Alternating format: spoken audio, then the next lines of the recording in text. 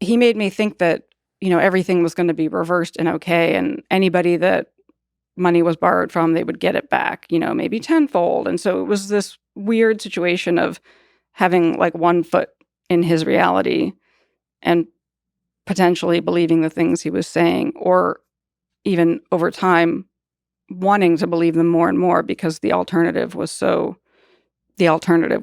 worse. The alternative was increasingly a bigger and bigger nightmare.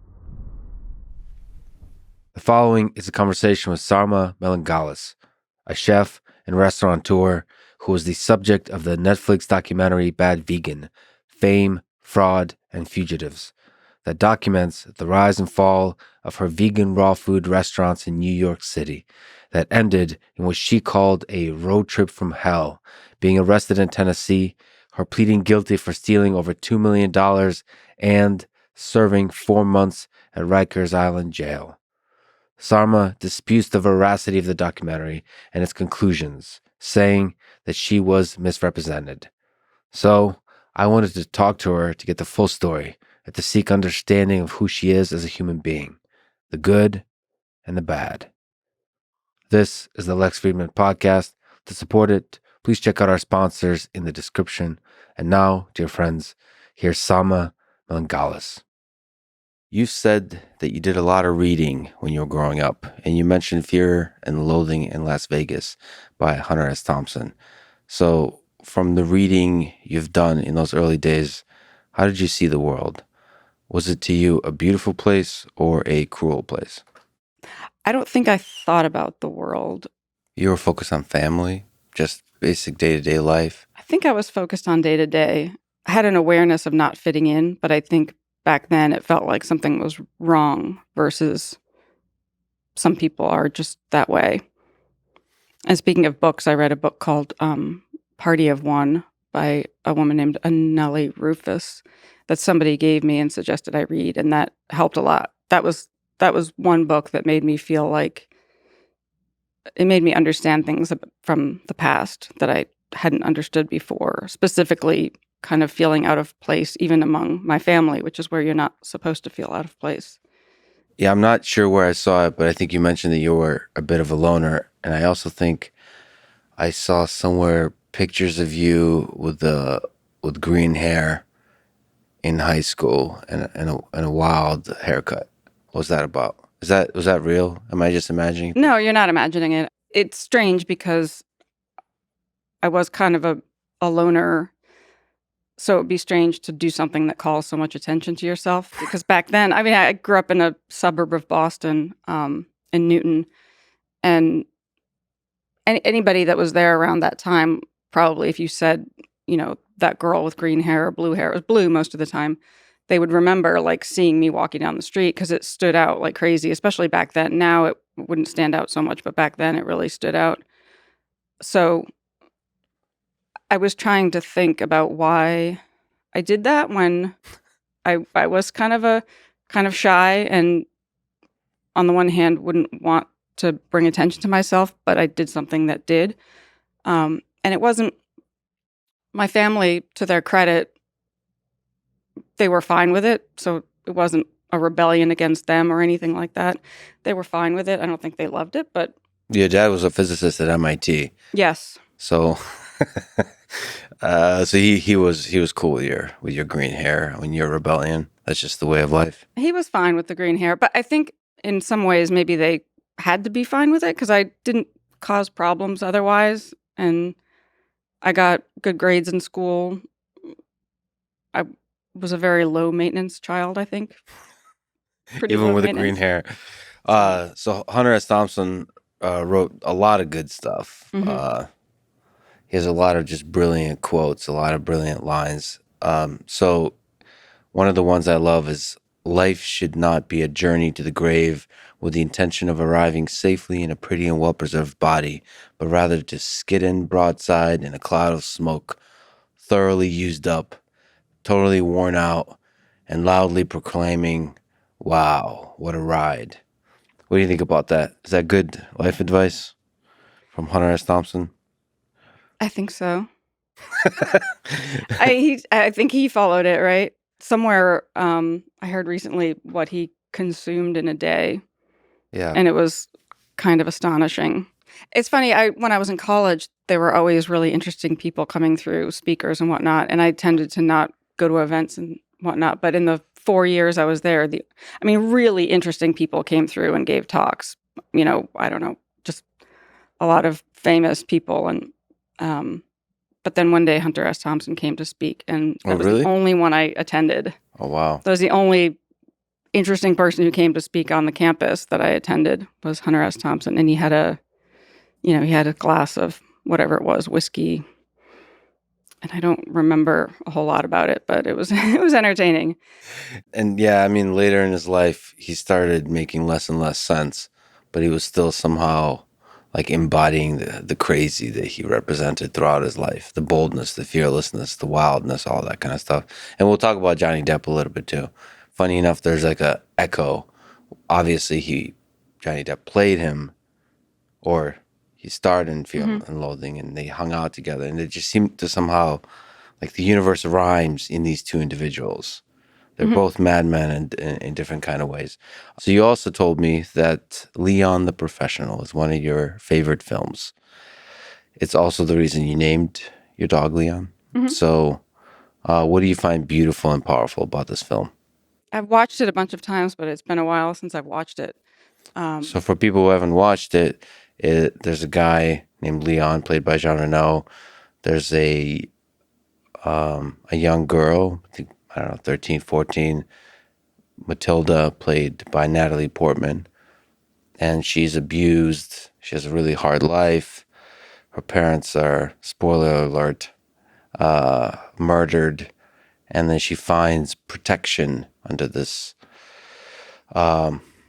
fella, Leon, who also happens to be a professional assassin. And he is also kind of a Forrest Gump type character. Like, he's a really simple human. He seems to be like the immature one, or like rather the one who's young, and she seems to have a wisdom far beyond her age because of the hard life she had to live through. And they're here huddling together from the cruelty of the world, and finding connection. Yeah, I think it's one of those films where there's so many interesting things about it, but I'm sure one of them is just the contradiction of him being a caring person and reluctant to get attached to her. He tries to. I think he knows he is very reluctant to get attached to her in the beginning, and so you see all of his humanity, but yet he's also an assassin that kills people. So that's interesting, and I think probably a psychoanalyst would have a field day with why I like that movie so much.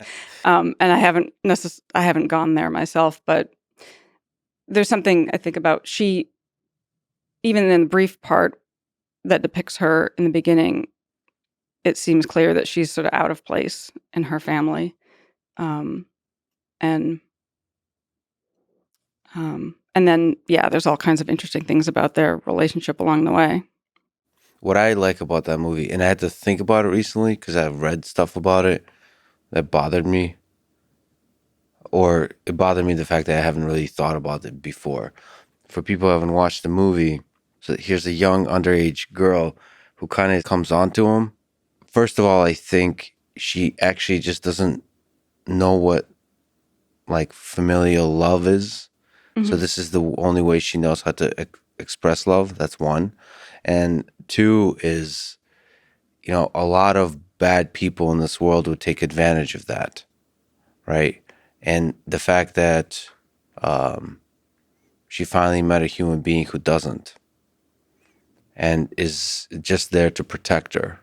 That's a real sort of, I don't know, a powerful statement of what it means to be sort of like a father figure, I suppose, a protector.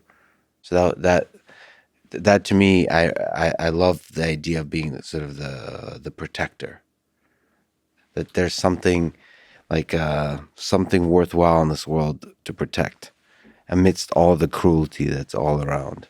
So that's a beautiful kind of.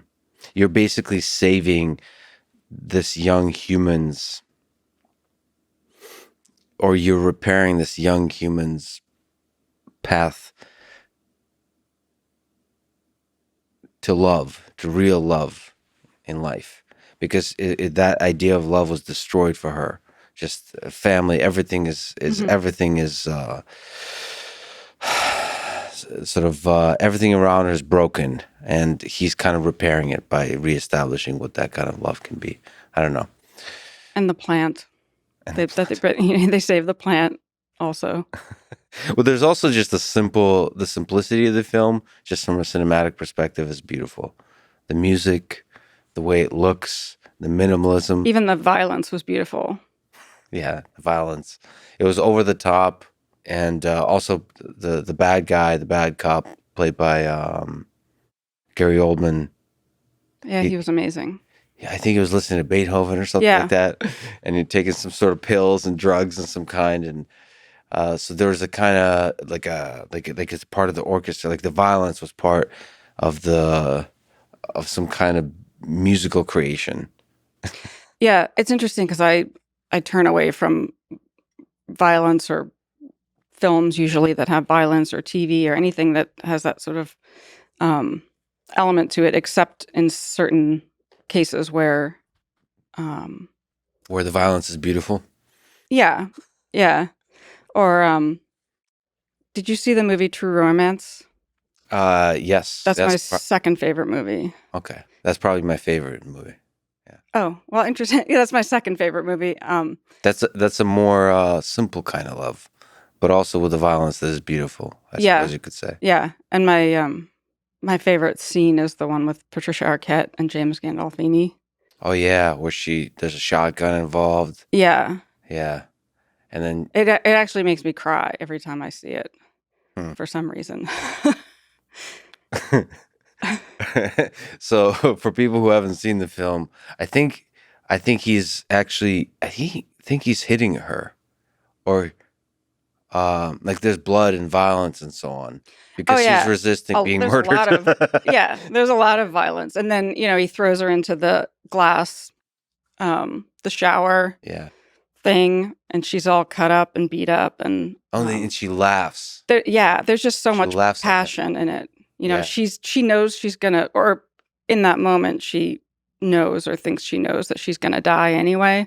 Yeah, because she knows he's gonna kill her. Yeah, so she kind of gives it all she has, and but she also just has guts. She's not afraid. Yeah, well, and also she's she loves Clarence. Yeah, the love comes through that violence. Yeah. Yeah. Just like Clarence, her fella in that film, has the same kind of thing when he visits. Well, it was Gary Oldman again. It was Gary Oldman again. That's right. The pimp. Looking very different. Drexel, yeah. Yeah, and he's also fearless in that interaction, saying, "She's not mine." Mm-hmm. It's interesting. That movie is so romantic. And happy ending, spoiler alert, in a way. That's what I like about it, too, because I feel like some movies should come with... I don't want to watch a movie if it's going to be devastating, usually, unless it's worthwhile in some other way, but I'm kind of sensitive, and I don't want... I don't like movies that have a terrible ending. I mean, there's a book I read because it got so many good reviews, and the very last scene, the woman steps in front of a train, and it was like... So I'm partial to movies with happy endings. Leon ends with loss. Leon the movie. Right, but it's still inspiring. A love persists in some kind of form. Yeah. She persists. And the plant. And the plant. Okay, sure. True Romance does have one of the... I mean, it's probably unhealthy. The ending scene is just amazing. You're so cool, where she... Is that one the one where she just kind of looks at Clarence and her son and child or whatever, and she's saying, "You're so cool, you're so cool." Yeah, that's love. That movie has so much in it because it's, it's funny, and there's so many good actors in that film. And Brad Pitt plays in that film a pivotal role of pothead on couch. Yeah. They're all so good and funny, and Michael Rappaport, and even Val Kilmer. People don't realize he's in the movie because he doesn't look like himself. Wait, what did Val Kilmer Val play? Kilmer's in the very end. It's when there's like the Elvis sitting there talking to him in the end. Yeah. That's Val Kilmer. Yeah, you don't notice it unless you somehow either are very perceptive or noticed it in the credits. Yeah. And Quentin Tarantino wrote the film, I think. Yes. Which is interesting. Directed by Tony Scott. And the music is beautiful, too. And Christopher Walken and Dennis Hopper. Dennis Hopper plays Clarence's Dad. Dad, and they have this very racist-sounding scene, but the big important aspect of that scene is it's a father willing to die to protect his son. I mean, it's so much beautiful violence in that film. There is. There is. I love that film so much. And she's a prostitute, or not really, part-time, short time. No, it was her first time. First time. Yeah. Okay. And he saved her. And, My third favorite film has no violence whatsoever. What's your third favorite film? A Room with a View. I feel like you'd like it. It's I forget the author. It's a book, and I read the book much later. But it's Helena Bonham Carter and Daniel Day-Lewis is in it, and Julian Sands. Daniel Day-Lewis is a fascinating character. He's amazing in this film because he's very funny. He sort of plays he's a comical character, which is unlike most of what he does, I think. I don't watch a ton of movies, so, but yeah, his role is funny. Well, that's a heck of a top three. You brought me some books, some bread and books. Yeah. Some Russian-inspired bread. Yeah, I mean, it's Latvian, but it's Close enough. Similar to what's made in Russia, and it's made at a Russian bakery in Brooklyn. Where your dad is from, right? My dad is from Latvia, yeah. So you got me some books. Beautiful Ruins. Yeah, and if you never read them, who cares? That's totally fine. You know, people give you books, and then you feel like you sort of feel like... I see this as, we'll talk about this. This is part therapy session. I don't feel the need to satisfy people's happiness. That's a good thing. Okay, so, but it could also be an opportunity to experience something I never otherwise would have. So Beautiful Ruins. It's a book that made me laugh and cry, and it's just a happy story. And for some reason, I don't know exactly why, but for some reason, when you asked me to come, I thought, oh, I'm going to bring a copy of that book. You just felt it came, a voice told you. Yeah. So there's others, Darkness Visible. These are more... A Memoir of Madness. Compelling, harrowing, a vivid portrait of a debilitating disorder. It offers the solace of shared experience, the New York Times. William Styron. There's a little bit about this book that reminds me of the Carl Deiseroth book, because he writes about his own condition in... he's an amazing writer, so he writes about it in this beautiful way. And oddly enough, in some ways, it's kind of delightful. So it's not at all a depressing book. At least I didn't find it depressing at all. I don't think it is. But he writes about his own experience with depression in such a beautiful way. My own copy is full of underlines. I would have loved that copy too.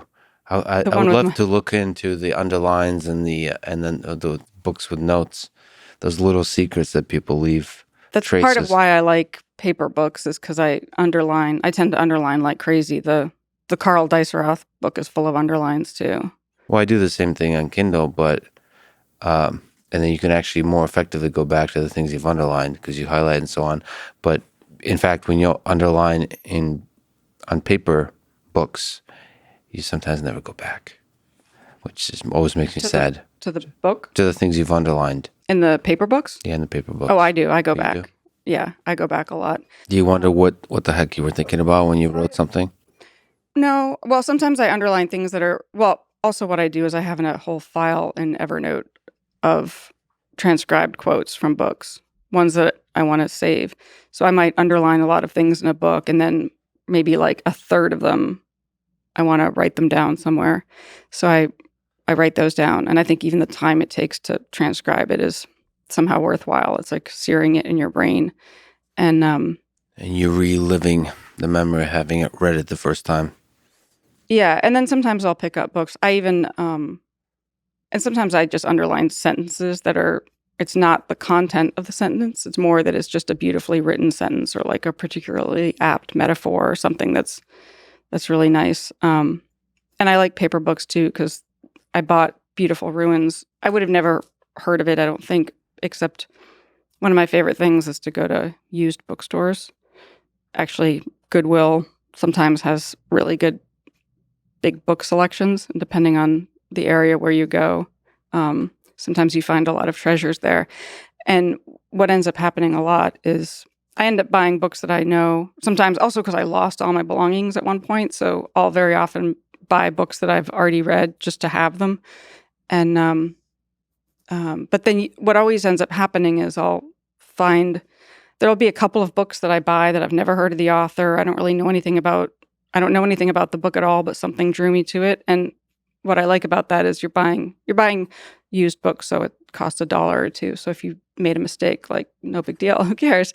So, but every time I come back with a book haul, there's usually at least one gem that I end up loving, and I'm so glad that I read it. And Beautiful Ruins was that book for me, and I was drawn to it because of the cover art.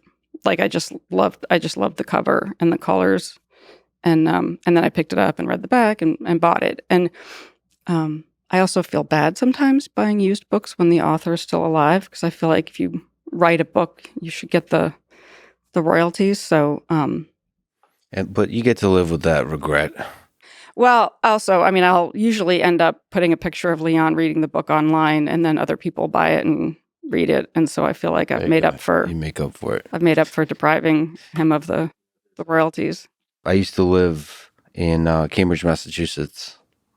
I know it well. I used to hang out at the pit in Harvard Square with my green and blue hair when I was Nice. way too young to be doing that by myself. And there's a guy that I think has been there for a long time, sort of between Kendall and Central, that would just lay out used books and sell them. And I always loved that guy. Whoever he was, he had a cool hat. He's an older gentleman, and you could just tell he's seen some things. Mm-hmm. I don't know who he is. I always wanted to actually like talk to him for a long time, but I was too afraid. Maybe because I wouldn't be able to handle what he had to tell me. Because I almost wanted to maintain the innocence of just, okay, here's this guy. But he was so. Every time you would ask him a question about a book, first of all, he's read all of them. Oh, that's interesting. Which means he's traveled quite a few places inside these worlds. And then you would tell him, I would look at a book, right? And he would catch you being curious about it. And then he would walk up to you and then he would start talking about the book. And he would always forget that you were there. He's almost like, he's not trying to sell you the books. Part talking to himself? Yeah. Like almost like an ex-girlfriend he's visiting through this book or something. Did you buy books from him? Yeah, definitely. But the experience of just being there, because he lays them out, and people actually that watch or listen to this probably will be able to tell me what his name is, because I'd love to find that guy again. I'm sure he's still there. Maybe you'll have him on the podcast. I 100% will. But it's almost terrifying. I'm not sure I can handle, because he's been through some things. I'm not sure if he's homeless or just looks like it. Yep. That's sometimes a thing. And some of my favorite people either are homeless or look like it. So, okay, what's the third one? The A Confession of a Sociopath by M.E. Thomas, A Life Spent Hiding in Plain Sight. It's a book I recommend a lot because I've read a lot about sociopathy, and I've read all the books by psychologists, and this one's written by a woman who understands herself that she is a sociopath, and so it's beautifully written. But I learned more from that book than from any other book, and I think I thought about it a long time ago. I think a lot of conversations you've talked a lot about good and evil, and whether everybody's really good or some people are not good. And I think sociopathy is something that I think the world needs to understand much better.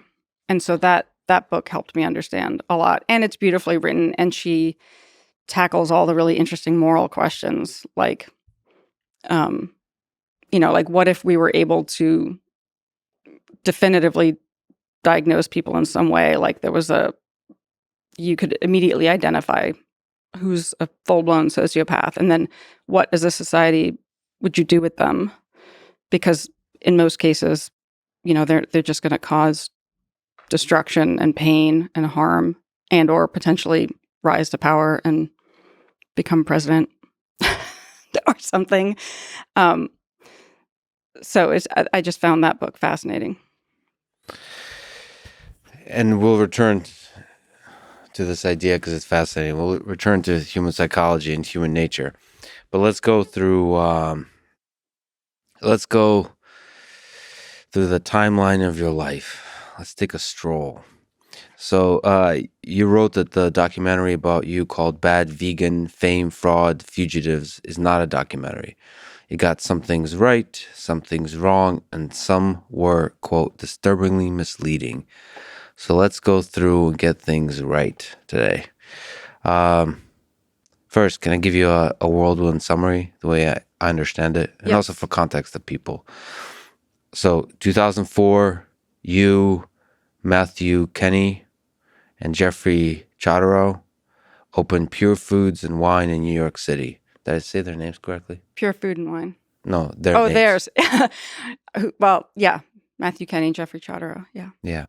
So it's and I'll ask you about what it takes to launch and run a restaurant in New York City. That's a fascinating story in itself. So it's an upscale raw food restaurant. All right, that's 2004. 2007, you opened One Lucky Duck Juice and Takeaway, and second and third locations in 2009 and 14. All of those things close in 2016, 15 and 16. Okay. All right, 2009. Jeffrey lends you $2.1 million to buy the business outright, and Matthew is out.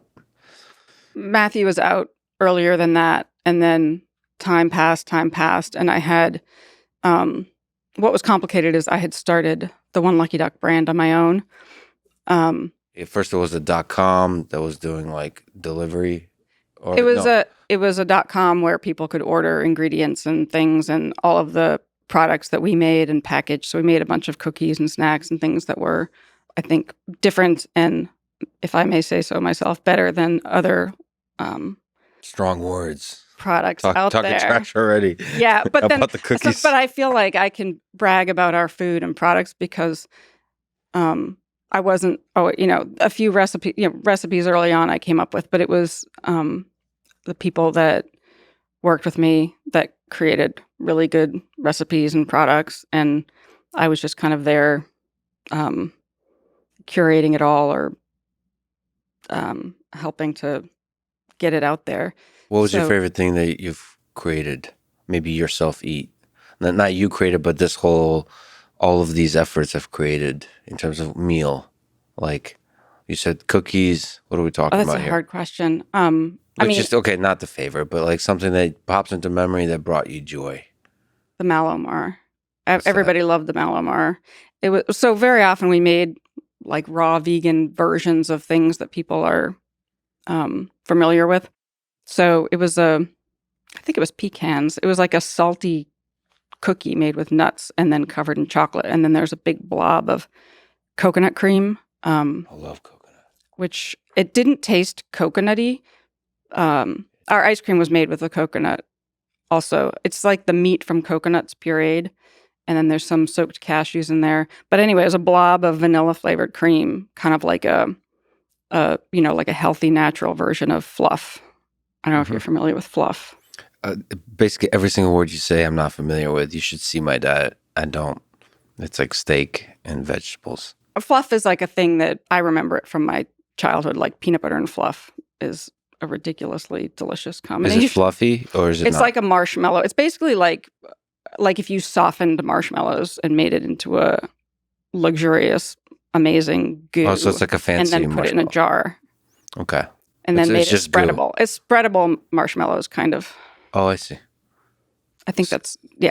So, Spreadable marshmallows. Got it. yeah. So there's a big blob of I didn't know that existed. That's a thing? Fluff. Fluff. I know. Does I'm worried everyone, for you, do 'cause if people know about this? Oh, yeah. Everybody knows. Okay. People, I mean, I think so. People know about fluff. And See, I think I took the road less traveled by. You know, I went the peanut butter and Nutella road in terms of spreadable things. Nutella is like the chocolate version. And then fluff is like the vanilla equivalent, sort of. Cool. But I think commercial fluff that you buy in the store is just like sugar and whatever else they put in there. So Anyway. it's not actually fluffy.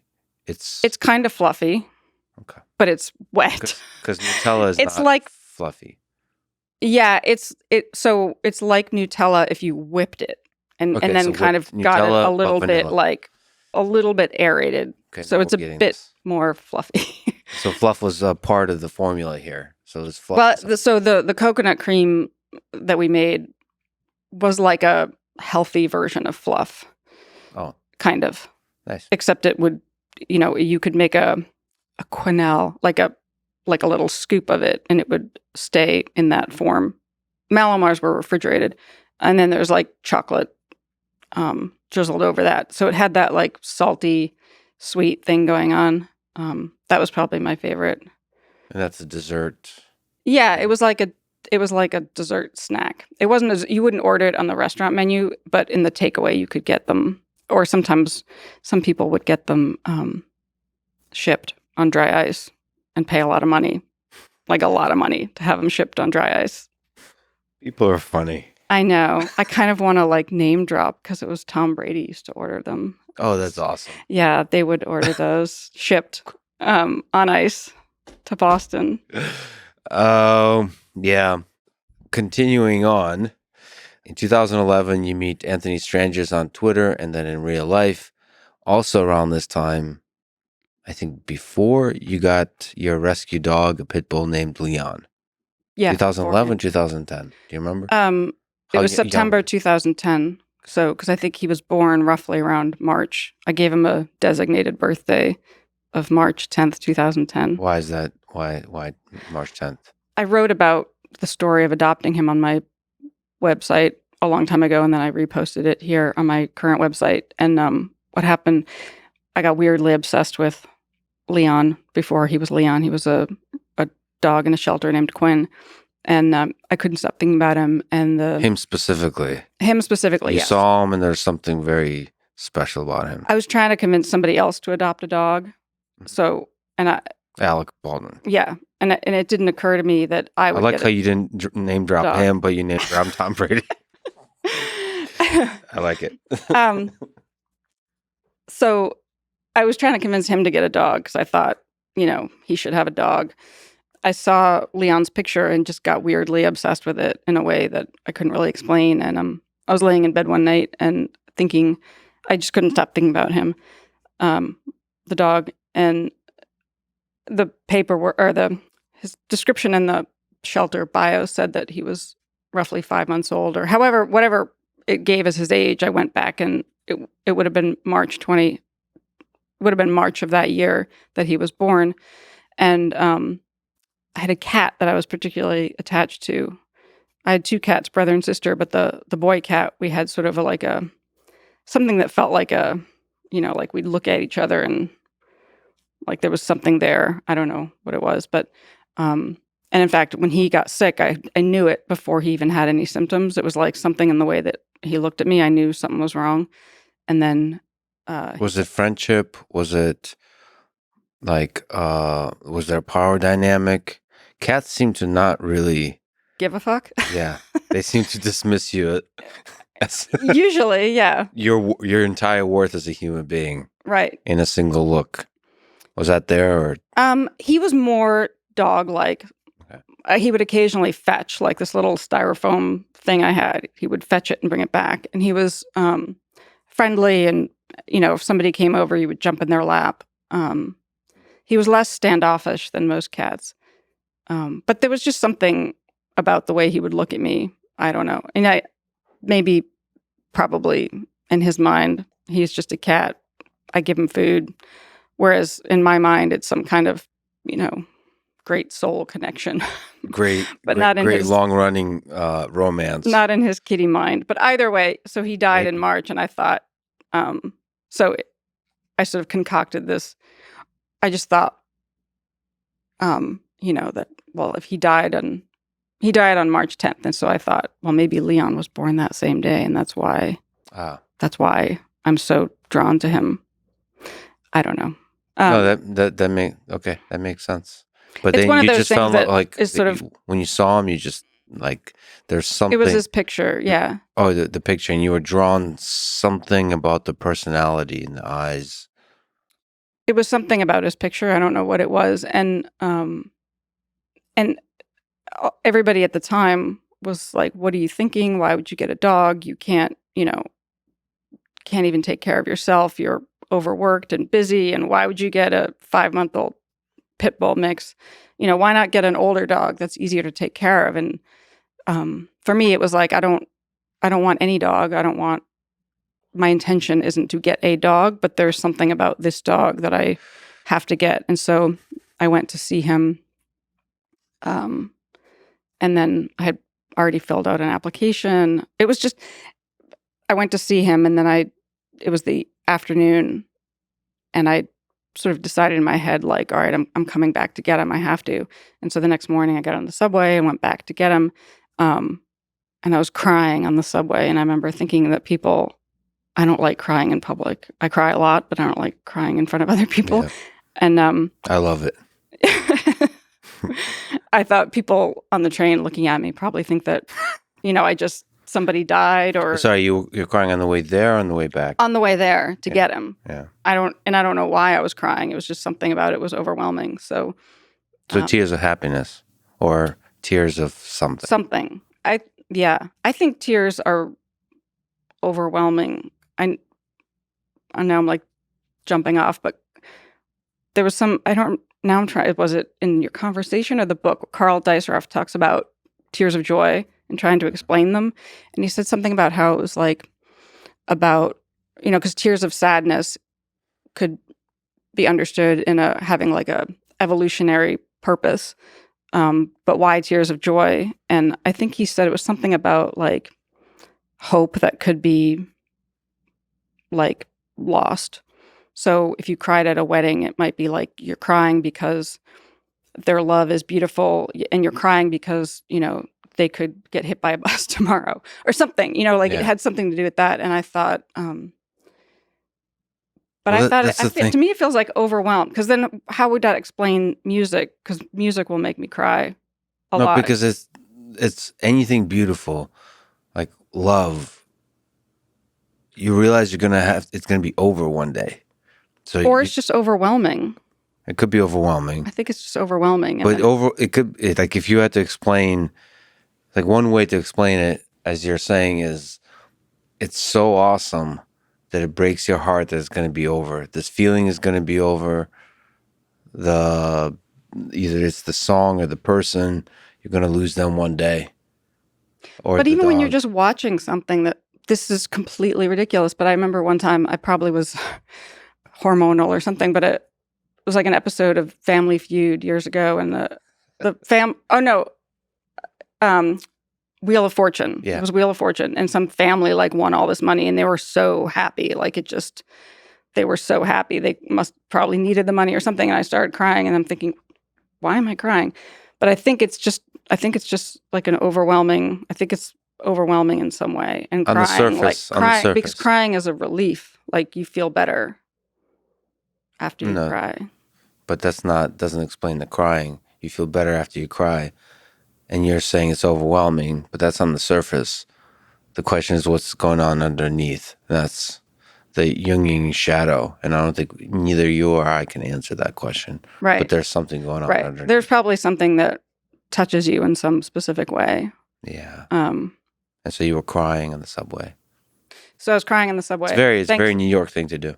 Yeah. That's one of the things I love about New York is you can be weird and do strange things, and nobody's going to look at you strangely. Or The fascinating thing about New York, it's super crowded, and yet you can still feel super alone. but also energized, because a lot of other things and places will make me feel depleted, but there's something about the energy of New York specifically that feels energizing. I mean, everybody is going up about their day, excited for a future they're building, and so on, and that could be energy. Sure. It could be overwhelming, though. It can be, yeah. I mean, also depending on what neighborhood and what Sure. part. Well, I'm just talking about the subway. Right. Yeah. The subway. And then there's the musicians. I love New York. New York at its best is a special place. I've never lived, but every time I visit, it's so many characters, so many fascinating people. Yeah. And then there's a bunch of people always crying on the subway. And you're one of those people. I was one of those people one day. Yeah. And so I befriended some busking musicians, like the guys that just play out on the street. These two young guys playing guitar. And I felt like it was one of those moments where it was like candid camera because nobody was paying attention. And I thought it was so beautiful. I may have cried or almost cried. But anyway, I ended up becoming friends with them and helping them out in some ways. And I knew, I was like, well, they're gonna do really well. And now they're like playing large places, and it's kind of fun to watch via Instagram. They're going on tour in Europe, and they were these two scrappy guys. Well, now it's just one of the guys, and but they had like no money, nowhere to live, nothing, and now they're and they didn't quit. They're on tour. No, they persisted. That's yeah, cool. Exactly. So, but I cried on the subway, and I got there, and he was there, and I adopted him. But it just felt very profoundly like a force that was beyond me. Like I couldn't not get him. So he was the same in person as he was in the picture? Like, meaning in terms of like something like pulling you towards him, like some... Yeah, when I first met him the day before, he was really distracted, which I think is, he is a puppy that spends most of his day in a cage, which is not natural. So when they let me take him for a walk, and he was kind of, distracted and all over the place. But then when we put him back in the cage, he sort of lay down and looked at me, and I looked back at him. And of course, I imagined all kinds of... I just looked at him and I thought, all right, don't worry, I'm coming back to get you. Like I'll get you. So, yeah, it felt like something that I had no choice, that I had to do. And that was the beginning of a 12-year journey together. An ongoing one. But so I wrote about these things on my website, and I think it was, among the many things that was later weaponized by Anthony Strangis. Just the fact because that I there's was something so close to open your heart about it. Yeah. And also just, it's not like I believe that he was, that I was just expressing my feelings about how I felt going to get him, that there was something about Leon and specifically that I felt like I had to get him. So, is there words you can put to your connection with Leon? Like, is it love? Is it friendship? Is it some kind of, like, what is it? Or are we getting to the crying and being overwhelmed? Something you just can't put words to? Yeah, it's probably something that's hard to put words to. Kind of like, I sort of feel like love being something that's hard to define is the definition Of love? The fact that you can't define it, The moment you define it, you're no longer talking about love? sort of, something like that. Okay. So... Well, my definition of love is whatever's going on in true romance. No, I don't know. Let me fly through the timeline before we get to any of the interesting details. So, in 2011, you meet Anthony Strangis. Then in 2012, you two get married. 2015, the staff walk out due to failure to pay from the two restaurants. It reopens in April of 2015, and July of that year, there's another walkout, and so on. There's all this It's a kind of stuff. confusing timeline. It's not, to me, that's not even, the point is in 2015, there's chaos happening. Okay. 2016, in the spring, Pure Foods and Wine closes. Closed in 2015. 2015. Okay. There's some factual stuff that's not, maybe correct me on it. To me, it's not that important. To me, the spirit of the thing is important. Okay. May 12th, 2016, you and your then husband, Anthony Strangis, were arrested after he ordered pizza using his real name. Okay. In May 2017, you pleaded guilty to stealing more than $2 million from investors and scheming to defraud, as well as, this is from Wikipedia. Yeah, they're wrong. Well, let me just finish reading it, and then you tell me why it's wrong. In May 2017, you pleaded guilty to stealing more than $2 million from investors and scheming to defraud, as well as criminal tax fraud charges. Why is Wikipedia wrong? And how dare you? Well, I mean, I did plead guilty to those things, which I had to. I got a jury duty summons, and I had to fill out like what charges I pled guilty to, and I had to go online and look it up because I didn't really remember, I thought that was interesting. I had to go look it up, but actually, let me finish the timer because there's one more point. Oh yeah, March 16th, 2022, Bad Vegan documentary comes out where you're interviewed. They tell the story. Mm-hmm. Some stuff is true, some is not. Some is disturbingly misleading, as you said. Okay, timeline over. Anyway, what's wrong with the? How would you elaborate onto you pleading guilty for $2 million stealing? So a lot of people plead guilty when they're for reasons other than they're actually guilty. So it's even right now. If I knew that I was going to have to spend 4 months or 3.5 at Rikers. And I was thinking about this recently. And even if I knew that I'd be acquitted at the end of a trial, I very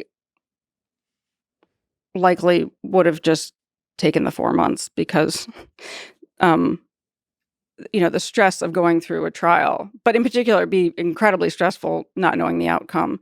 And then money and expense I didn't have. And so, people plead guilty all the time, even if they don't think that they should. And my situation was so complicated and hard to understand that it just was the easier thing to do. But also, I just was kind of going on the advice of lawyers. And so the choice, just so I understand, was to plead guilty or to go through a lengthy trial, and that trial would stretch a long time, and it would be extremely stressful and extremely expensive because you have to pay the lawyers. Right, and I didn't have anything. Right.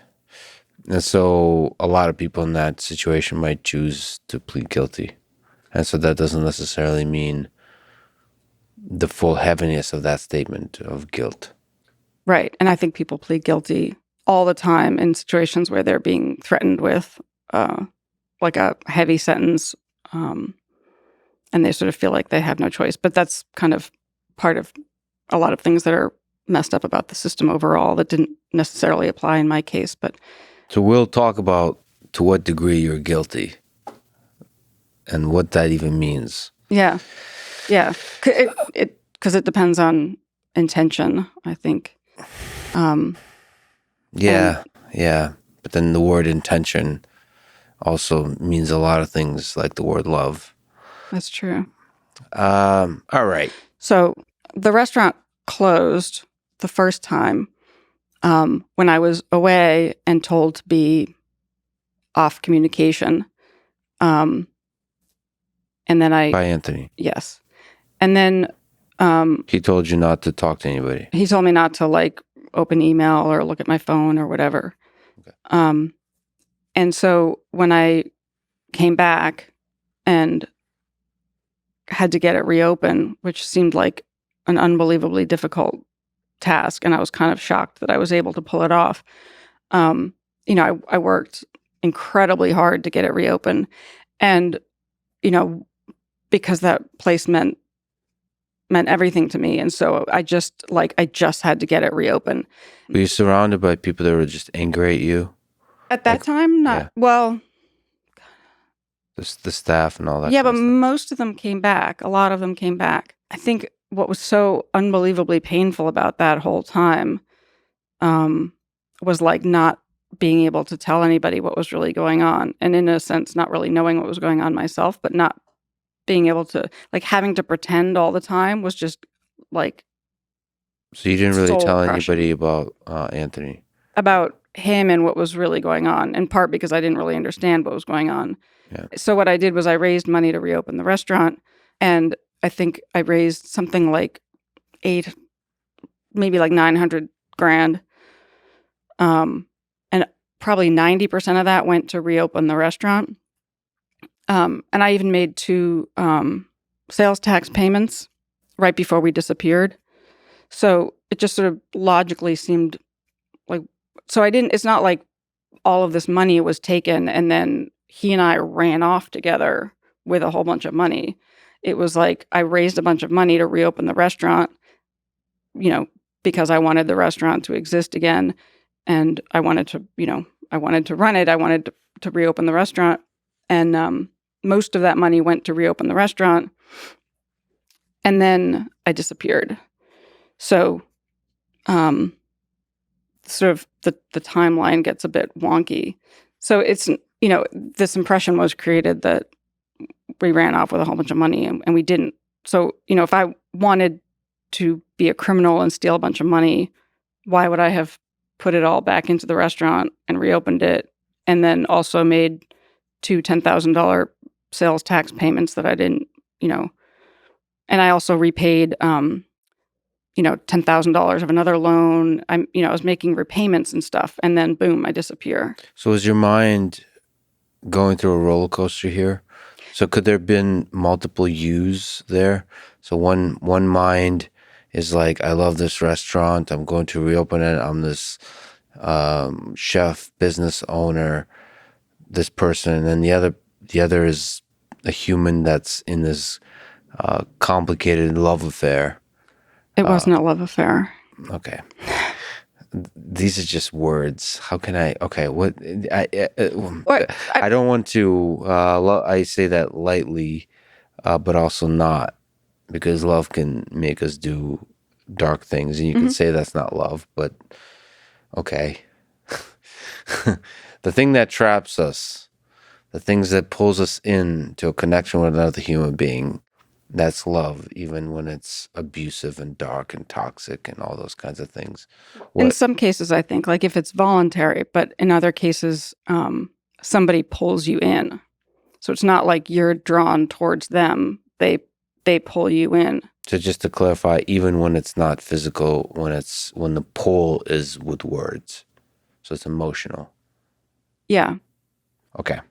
Where is your mind when you raise $800,000 to $900,000 to open the restaurant, working your ass off to open this thing, okay, making payments, and then all of a sudden disappearing? Where was your mind? If you had a lengthy conversation with Carl Diceroth in privacy, what would you be telling him as your therapist? I would probably be asking him questions. Okay, no, forget Carl as part of this. Well, and actually, I have more questions for Andrew Huberman because, I've had to investigate all of these things myself, like dissociation. And even there's a psychologist who believes that he must have used neurolinguistic programming on me, which is something that Keith Raniere from the Nexium cult, he was known to have used that with people. And I think neurolinguistic programming is kind of the same as like a sort of like hypnotism. The only reason I know about what NLP is because in what I do, there's something called natural language processing, artificial intelligence stuff. So it has the same like 3 letters. Right. What's the other thing that NLP, neurolinguistic programming? Programming, yeah. Anyway, all right. Well, we talked about my friend Andrew Huberman offline, and you should do a podcast with him. He's a fascinating. He's such a brilliant and kind human being. Definitely worth talking to. Yeah, I've listened to a lot of his podcasts. And you said that you listened to a lot of his instructions on getting light in the morning or whatever during the day. It's very important for your mental. Like there's all these kinds of studies. It's good for your mind, for your. Oh, and also the other thing that he got me to do is to try to delay having coffee. So instead of having coffee right when you wake up, I always drink a lot of water first. Yeah. But then instead of having coffee right away, if you wait an hour or an hour and a half or 2 hours, then your body is able to naturally do something that drinking coffee too soon would sort of blunt that. So then you'll be more tired in the afternoon. So if you wait an hour and a half or 2 hours or as long, before you have your first cup of coffee, then you won't be as tired in the afternoon. Interesting. There's a lot of... Does it work? Yes. One coffee addict talking to another coffee addict. Yes, it works. And so I try to get up and do other things first before I have coffee. So, and the light thing also makes a lot of sense to me. Getting light early in the morning. I have one of those bright light boxes. Mm-hmm.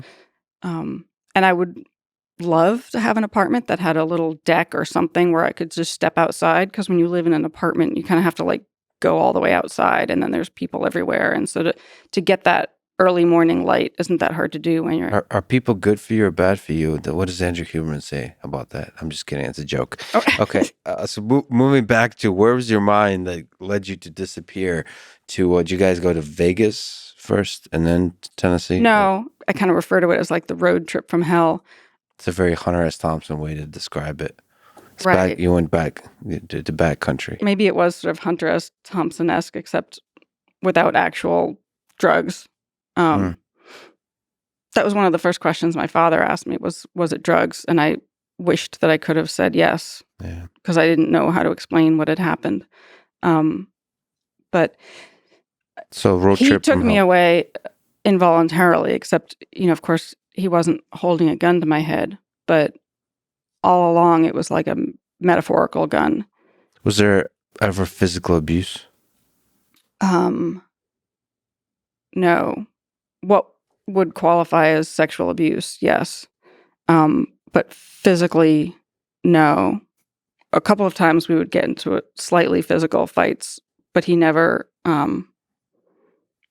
he was big and as large and blubbery as he was also really strong. Mm-hmm. So sometimes he would like subdue me, but other than that, no, there wasn't physical violence. But a lot of people will say that the psychological violence is, I don't want to diminish physical violence, but some people say that the psychological and emotional violence is more destructive. It's just that the physical violence is easier to identify. It's easier to identify, and it seems kind of more straightforward. Yeah. Whereas psychological, and you have a bruise on your face or you break a bone, and those things hopefully heal in a visible way. But psychological stuff, you can't easily identify or understand, or others can't easily identify it. And then you find yourself crying for no reason at a beautiful song at some point. Yes. And it's that has to do something happening in the depth of your mind. Okay, so he took you away. But where was your mind that was doing both of those things? Was able to be taken away, but also was pushing to this the flourishing, the reopening and the flourishing of the restaurant? Well, I wouldn't have reopened the restaurant and then knowing I was going to all of a sudden be taken away from it and it was going to get closed again. It's like, why would I do that? Why would anybody do that? And one of the things that I tried to do towards the end was I was trying to get myself off the bank accounts because I didn't want him to be able to get money out of me. And so there was one time when I tried to get one of the investors, we went to the bank together to put her on as the signer and take me off. And because we didn't have the operating agreement, they wouldn't let us do it. So it was like this little snafu. And so all of these things are sort of the opposite of criminal intent. But that's a legal thing. What's going on in your mind at this time? I don't know. Did you give yourself a chance to just think? No. And I think that's part of one of the things that might have saved me or anybody that's pulled into a cult. One of the things that they do is they keep you exhausted, overwhelmed, confused, and afraid. And so you don't have any time to think. So you're just kind of constantly running and you're confused, and then things are happening. It's funny. I have some quotes in my book draft because I listen to a lot of podcasts. I don't know what the logistics are of like crediting a quote from a podcast in a book. Yeah. But I have a couple. I think it was Andrew Huberman on Joe Rogan said something about if a human or animal, I don't know how he would know, if a human or animal is stressed, and I'm paraphrasing this horribly, but Yeah. they're much more easily prone to be not prone to, but forced into delusional thinking. And so that quote resonated for me because, he kept me in this incredibly stressed out, afraid, confused state. And then whatever he's sort of planting in my mind, I'm going to be that much more likely to just kind of go along with it. Well, we'll see how this whole journey ends. Let's actually just step back a little bit and just looking at the employees of the restaurant and so on. Do you have remorse for what happened, especially from the perspective of the employees and the staff? Yeah. I mean, hurting them was sort of the last thing that I would ever have wanted to do. And in part, I mean, there was financial harm, but I don't know whether it's more important or not, but it was taking a place that was very much like a family to them. And it was as if I destroyed it. And so I think that because we were so much like a family, it was almost as if like mom went off the deep end and got together with some cuckoo abusive guy and sort of abandoned them, and they didn't know what was going on and what was happening. And So do you regret lying to them? I regret lying to anybody in all of those circumstances, but I wasn't lying. He made me think that, everything was going to be reversed and okay, and anybody that money was borrowed from, they would get it back, maybe tenfold. And so it was this weird situation of having like one foot in his reality and potentially believing the things he was saying, or even over time wanting to believe them more and more because the alternative was so, the alternative was worse. The alternative was increasingly a bigger and bigger nightmare. So there's this whole situation where you're constantly giving him money, you're constantly borrowing money with this idea that it'll be repaid like 100x fold. right. Kind of like, yeah. So it's sort of like lying to somebody because you're planning their surprise party. You think like, well, I'm lying to somebody, but it's because there's a good reason. Yeah. It's sort of, that's not a good example, but. No, but you could have not made it a surprise party and be like, pull them in onto the planning of the party and be honest about like everything that's happening, not in a negative way, but like get them in on the fact that, okay, I just need to give money to this guy, but he is a super rich person of some kind and he'll repay. I mean, I wish because you're holding on to the entire this time. I mean, that's part of the torture is that you're isolated and unable to tell anybody. But you're not unable, or he was telling you you're not allowed to say anything to anybody. I mean, you're choosing not to say anything, but it's because of the sort of the weight of it. Because it's embarrassing to sort of, is it embarrassing? It's something. I mean, why do you not tell others? What is that? What's happening to the mind where you don't tell others? I don't know. You're part of why the story is, everything that happened is hard to summarize and talk about in any concise way, is that so much of it happens in this very slow Step by step way. And, people always use the whole like frog in boiling water example. So that by the time you realize you're fucked, it's too late. Mm-hmm. and it seems hard to believe or understand to other people because they see where you are or where you ended up, and they think, well, how did you let that happen? And, well, I don't know. Yeah. Would I have Stuff like willingly that. destroyed my life and hurt all the people I care about, and allowed my mother to get hurt? And I wouldn't have ever willingly done that. So something else must have happened, and that's the part that's difficult to understand. Let me ask you about another hard question. Yeah. Do you deserve most or all of the blame for the failure of the business, or are others at fault too? Well, the business didn't fail; it was doing well, and so It closed. its closing is like it was destroyed. And who deserves the blame for that? I'm asking from your perspective when you think about it. In the privacy of your mind, are you angry at Anthony or are you angry at yourself? Both. I think that in the privacy of my own mind and to everybody listening, it's I feel responsible. Yeah. I feel responsible in the same way that if you kind of did something, if you were driving and you did something stupid and caused an accident in which other people died, you would feel, I think, horrifically responsible, and you'd blame yourself because maybe you looked away or checked your phone or something. But you didn't intend to kill those people, of course. So for me, it's like I didn't intend to kill,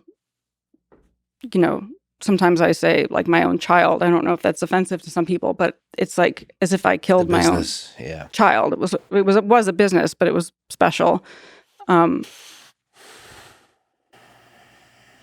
So I don't feel guilt. I feel responsibility. And then, I'm angry at him, even though that anger is pointless. Okay, because this has come up, let's continue with the hard questions. Mm-hmm. Are they going to get easier? They're going to get easier. Okay. Most of them are easy. This is fun. We're having fun. You posted on Instagram the ending. No, I'm going to cite Instagram like it's Shakespeare. Okay. The ending is disturbingly misleading, but still, I'm very grateful for this coverage. This is talking about the documentary, in quotes, documentary.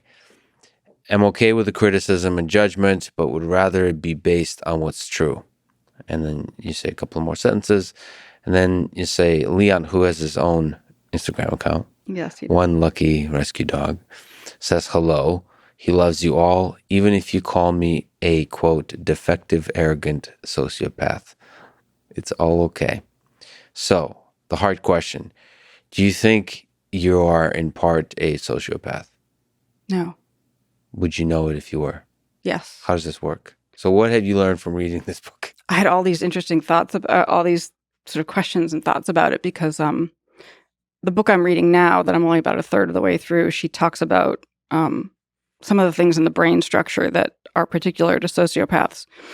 And so then it makes you think, well, what if that could be tweaked in some way? Like, could you unsociopath a sociopath? Is it nature or nurture? I suppose is the question. I think it's both. I think it's genetic, and then it's like genes that are turned on by things like a particularly violent childhood or some sort of a dysfunction. So I think somebody could have the gene, it's not turned on, and then the sociopaths have the gene and it's turned on. So sociopath means that you're not able to be empathetic, or you're generally not empathetic to the suffering of others or to the emotions of others. I mean, what it's a hollowness. So it's like you don't have, just completely lacking the capacity. I mean, it's tragic because they wouldn't understand or feel love, but it's like a hollowness. And then something also about the wiring, and I think also because of that hollowness, they're able to incredibly quickly look at others and identify their insecurities and buttons and weak spots. So they're incredibly good at manipulation. Is that because they're just able to objectively observe the situation? I wonder. Probably in part, but there was some other explanation related to the brain structure that I read somewhere that made sense to me, and I won't remember it because I don't usually. You're not Andrew Huberman, who seems to reference I'll listen to perfectly every single line from every book or paper he's ever read. Yes. Right. I don't remember things in that way. I try to usually remember the conclusions. Right. So I might remember that he might give a whole long explanation about why it's good to do this or to take this supplement. That's a bad habit I have. Sometimes I'll order supplements, and then by the time they arrive, I've forgotten why. Why? I forgot why. Just take them all. Supposed to say Nurse Thompson, but the healthy version. I hope we get to talk about food because I feel like you have a brain that should be fed only the best food. Oh, wow. So we can talk about that later. I have a lot of philosophies about that, but certainly fluff is not in the best. What is best? We'll definitely talk about food throughout. What is best? That makes me think of Conan.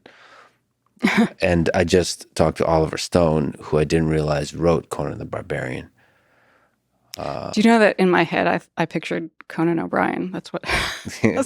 He's also one of the funniest. Wait, why I love him, but when you said that, I was like, why did that make you think of Conan O'Brien? Yeah. Yeah. I love him so much. Such a brilliant human. Yeah. Sociopathy. Yeah. So it's stuff about the brain, fine. But how do you know you're not a sociopath? Would you know it? Am I a sociopath? No. How would I know it? How do you know? Well, having listened to a lot. Well, wouldn't I be able to be good at faking it? Isn't that what? Well, because there's a mask on the cover of this book. I don't think you would be doing the work that you're doing. You'd probably be running for office or, a trader on Wall Street. Or one of the things about sociopaths is they kind of need the stimulation of risk and danger. Well, need. Okay, sure. More than average. Okay. But Wall Street, there's a fakeness. I don't like the fakeness of the game of it. Yeah, that's why I left. It was a strange environment. Okay. So you're not a, quote, defective, arrogant sociopath. What does defective even mean? I know. Well, I think that somebody had just called me that. And I think that, it's easy for people to say, don't read the comments. But it's hard not to, because then also you'd miss the beautiful ones. Yeah. Or sometimes, you have to go on there to check a private message and you just it's there. People saying terrible things. So I try to... People say, don't pay attention to the comments. It's hard not to, but I try to. Even with the documentary, you try to still kind of look for the good ones, for the kind ones, for the supportive ones. Well, there were overwhelming kind comments, and so that helped and felt a lot better. But sometimes the negative comments are based on, they're based on false information. So if somebody knew everything that happened and then wanted to judge me or say things that's somehow, at least that's all right.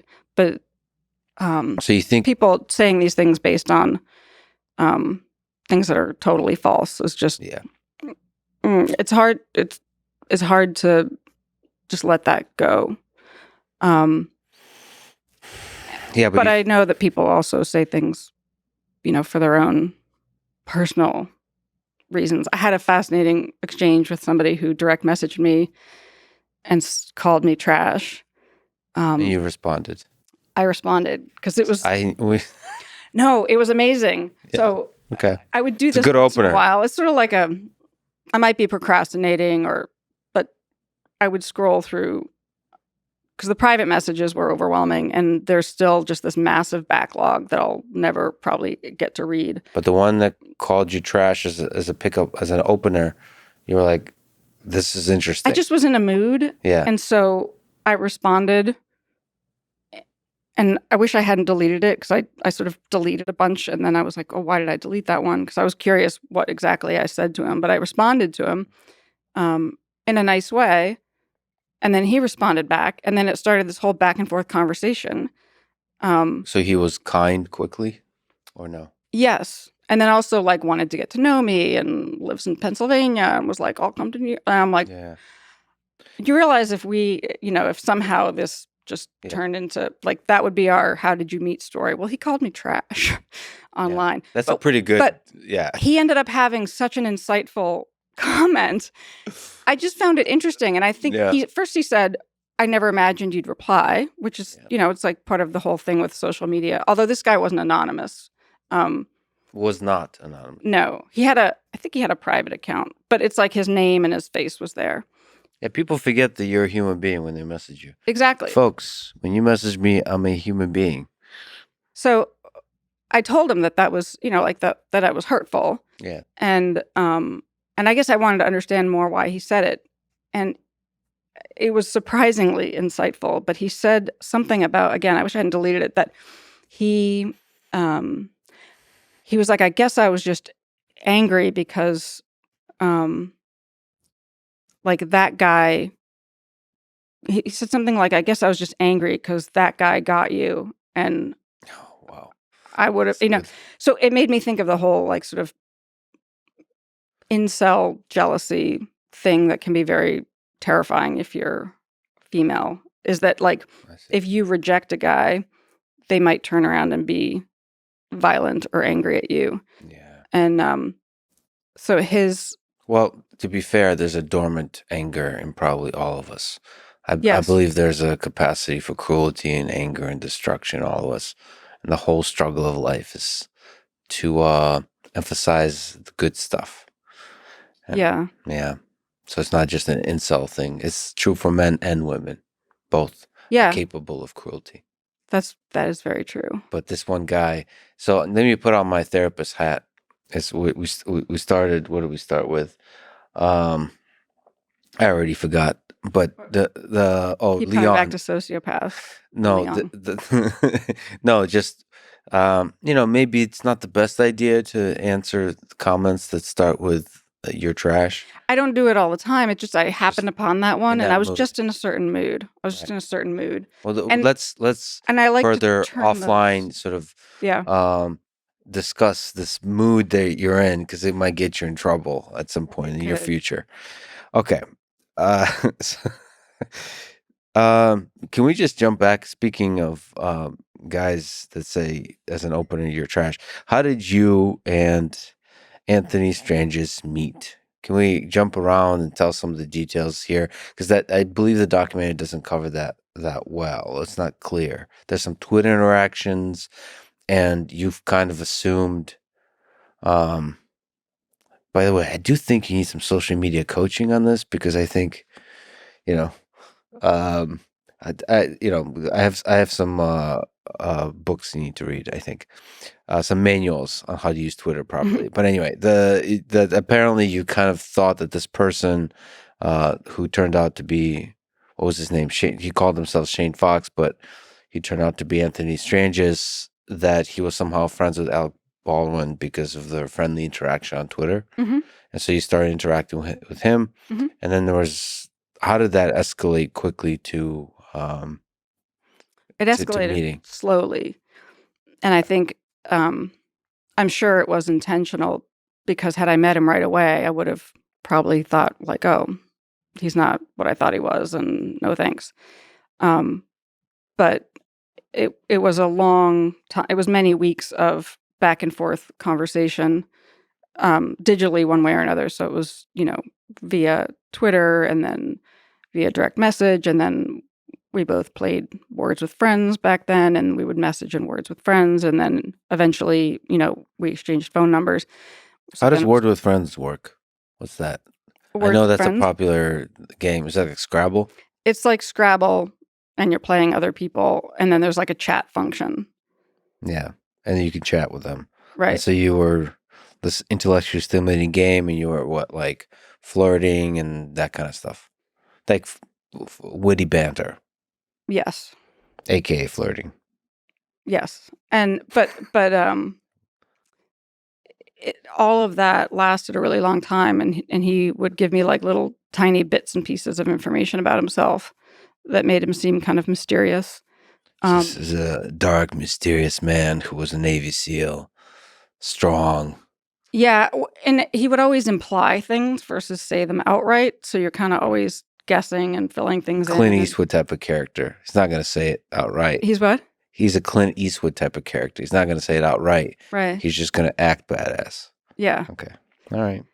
And plus intellectual, because of Words with Friends. Is that still a thing, by the way? So Words with Friends. I think it still exists. Yeah, but I feel like if I started playing it again, I would get a little addicted. And yeah. But stick to the coffee. One of the interesting things is that I used to think that he like used an app to look up things, but then he would do it in front of me. He could like he was really good at it, and he could look at the board and just like come up with, 100-point word that I'd never even heard of. So I think he had a little bit of that, something going on in his brain that was like, I don't know, a little Rain Man-ish or something in the way that he was able to recall. I think his recall is incredibly. It's important if you lie a lot. If you lie a lot, yeah. To have good recall. Okay, so so how did it escalate slowly from Words with Friends to meeting in real life? Like what? You know what? I mean, what? Okay, I know it's not a love affair. That said, when did you kind of get hooked by the? Ooh, I wonder. Like fall in love. It was just a slow. Yeah, when did you fall in love? It was a slow process, and I think he found me at a time when there was sort of a perfect storm of the right conditions for me to fall into whatever I fell into with him, because I was heartbroken for the first time in my life. Where was the heartbreak coming from? I had split with my boyfriend of 4 years. And that broke your heart. Yeah, I mean, I knew it was a relationship that I knew would end, even when I got into it in the first place. Because he's 15 years younger than me, and surely that can't be the only character, the only reason it wouldn't work. I need to also give you a book on love. What's it called? I'm gonna write it. I don't know. Okay, because there's another book a joke. That I didn't bring. Okay. There's no book on Twitter and there's no book on love. It's a lot of people keep trying to write love that I really like, that I think you might like, but what is it like love languages? I still have to read that. No, it's called On Love. I can't wait. I'm gonna read the cliff notes. It's short, by this guy named Alain de Botton, French name. I don't trust him already. No, it's funny and it's beautiful and shocking that he wrote it when he was very young. And I first heard him on a Krista Tippett podcast. That's how I end up reading a lot of books, is like you hear somebody on a podcast. So you were heartbroken. You knew it was going to work. I knew it was going to work because of the age difference. What not else? Just because of the age difference, but also, I just knew that eventually he'd want to move on, and probably he'd find somebody younger or was young enough that he still needed to go have a bunch of other experiences, and probably wanted a family or whatnot eventually. So he was 21 and I was 34 when we first met. But then we ended up living together for 4 years, and it was the most drama-free. Like, there was no drama, and I had just come off. My prior relationship was Matthew Kenny, which was very dark in many ways and full of all kinds of. Yeah, and I just couldn't handle that. So, can I ask you a personal question? Yes, between us and between us friends. Is there a part of you that's attracted to the drama and the chaos? Now, looking back, I feel like that happens a lot, and maybe there was at some point, but I don't think so, because what made that relationship work, with his name was Tobin, was that there was no drama. None at all. And I don't think I could have handled it. And I feel that way now too. Like I just couldn't, I can't, like fighting or any kind of like people being passive aggressive. I can't handle that. So You've had enough storms. Now you want the calm. yes. Yeah. Um, So you knew it wasn't work. I knew it wasn't gonna going to work. be forever. Well, that could be just insecurity and cynicism, but fair enough. And then the heart was broken. Yes. And now the heart was broken and fragile and there to be manipulated in some sense. Yes. Which is another And there's word another for love, but whatever. person that I heard that I quoted my book saying that when you're heartbroken, you can't rely on your instincts. Somehow your instincts are compromised when you're heartbroken. And maybe I'm just like looking for excuses as to why this happened. It's true. But I was heartbroken, and then I like to see people when they're heartbroken because it's like shows how much they really loved somebody. You know? yeah, it's sad, but like sometimes love doesn't reveal itself as richly when you're in it versus when you lose it. right. That's probably true. Anyway, so your judgment wasn't good.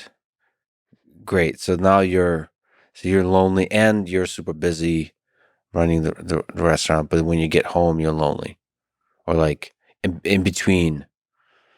Yeah, and I was kind of overwhelmed, and But I'm sure you were getting a lot of really positive attention from other guys too, while New York. Or no, yeah. or too busy.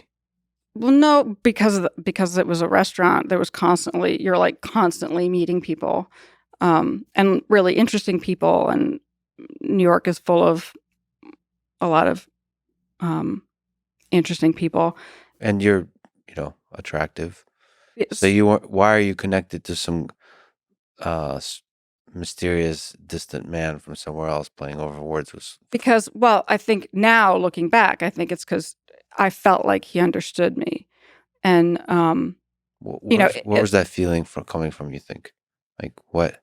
Why does one feel that you're understood? One thing that made me extra easy to target is that I'd written a lot of very personal blogs and things. So in addition to him asking me questions and me probably just being insanely open and answering whatever he asked me, I had also written and posted a bunch of personal blogs. Some of them I've reposted on my new website, and then some of them I haven't. But in one of them, I go into detail about my frustrations professionally in growing the business. And having read that and being a very smart person, he would have known kind of precisely what to say to get me drawn in. So I think by waiting so long before we met in person, he'd already gotten me hooked in a way that was going to then make it possible for me to see him. And even though he doesn't look like I thought he did, I'll make excuses for it. Or, that's a dangerous thing about when people, and I'm not saying I fell in love with him in this way, that I feel like there's another explanation for what felt like love. But when people fall in love quickly, there's that danger that because that's what happens first, that the more you learn about them, you'll sort of rationalize away things that might be red flags or things that you don't like. So I think it's safer to fall in love when you get to know somebody not in the context of dating them, like Jim and Pam on The Office. Did you watch The Office? Yeah, of course I watched The Office. British Office is better, strong words, but yes. Yeah. But yes. So, well, yeah, fine, true. It might be but I less also romantic. I like the romantic. You could fall for yeah, it's fine. But I think the better lesson is yes, that's one thing to say, but the other is like when you see the red flags, notice them. Be a little better about noticing them. But what if even amidst the passion? What if like a brilliant woman kind of threw herself in your path, right? She having, because talking on a podcast is a little bit like having a blog where you overshare because people learn everything about you, what you like, what you don't like, what your wants and dreams, and So some woman like could pretend to like throw herself in your path seemingly accidentally, and then you meet. She and she then, has a Russian accent, no, and and then probably works for FSB. but whatever. She happens she every is week. who she is, and then she sort of slides into the conversation like a quote from The Idiot, right? Yep. Yeah. And you're like, Happens. boom, Yep. right? But she's not who she. That's all a pretend, and so you very quickly could fall in love with her, and she's gonna turn out to like enjoy the game of destroying your life. Yep. That, or it's the love of my life. It could be, but not if she did all those things intentionally. But you don't really know. But you have to then pay attention to that's the dark aspect here. You mentioned blog. Like I love when people have like stuff about themselves online, because you get to really learn. I mean, I'm a fan of podcasts. I'm a fan of people. I love learning about them, the personal stuff and so on. Hopefully for good reasons. So people you connect with, the good ones are the ones that are going to be very sort of empathetic. And the bad ones are the ones that are going to be fake empathetic.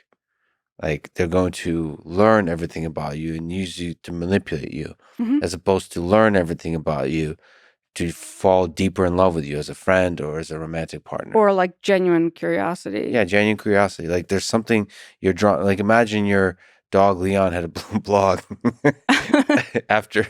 Oh yeah, he does now. Yeah, that's true. He kind of does. Yeah, when you met him, right? Then you'd be like, "What is this? What is there that's pulling me towards this creature, this entity? Like, what is there?" And it'd be fascinating to learn more. And then you fall in love with the details, not just with some kind of ethereal thing. Yeah, you don't know. Yeah, you have to pay attention to the red flags. You have to. Yeah, I think one of them actually is somebody who doesn't have that kind of. I mean, plenty of people are private and they don't put stuff out about themselves online for all kinds of very valid reasons. But somebody who does share a lot about themselves personally is. Maybe there's examples, but it's probably not a sociopath if they're sharing all kinds of. Sure. But I mean, on the other side, when you meet people, yeah, I still like the falling in love. Because the red flags, whether you see them early or later, it doesn't matter. I'd rather see the red flags right away. I go in hard, intensely, like, and to clarify, by going hard, I mean like, no small talk. Just get to know a person. Get to know quickly. Get to know the person. Challenge. Travel with them. Travel with them is a really powerful one. The road trip from hell or not. Go on a road trip and find out if it's a road trip from hell. Yeah. But you might, so if there was somebody I was This is also a male perspective. Destructive relationship with where we had already fallen in love and then went for the first trip. Yeah. In a situation where we were like, had to borrow, I guess he was still sharing his car with his ex-wife. So we had to go to the garage to pick up the car to go on this little trip. And, so you're literally baggage. Yeah. That's wow. So, but something happened where the garage attendant was like, wanted more identification and it was a pain in the ass. And anyway, this guy was so unbelievably rude to the garage attendant, like just nasty. And I was completely shocked and disturbed. And we got in the car for this long car ride. And I was like not saying anything and really shocked.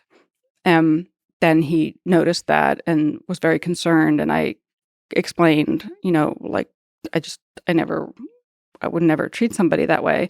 And then he pretended to get incredibly upset and to feel horrible and remorseful about it. And it was like all we talked about for the next few hours. And then I kind of thought like, well, okay, I can get over that. And then the relationship continued and it was a dark and destructive one. Whereas, had I seen him behave that way before we were in a relationship,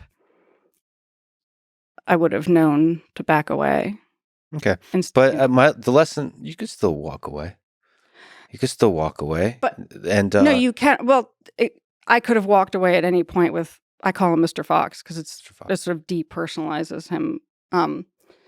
But I could have walked away from him at any point in time. But that's kind of the whole point of what they do, and the whole reason why people don't understand it. I mean, it's like being in a cult of one. So the people who've been in cults and gotten out, we understand each other very well, because the same psychology was used, the same psychological tactics were used on us. And then we experience the same thing on the other side of it, which is it's hard for us to understand and it's hard for other people to understand.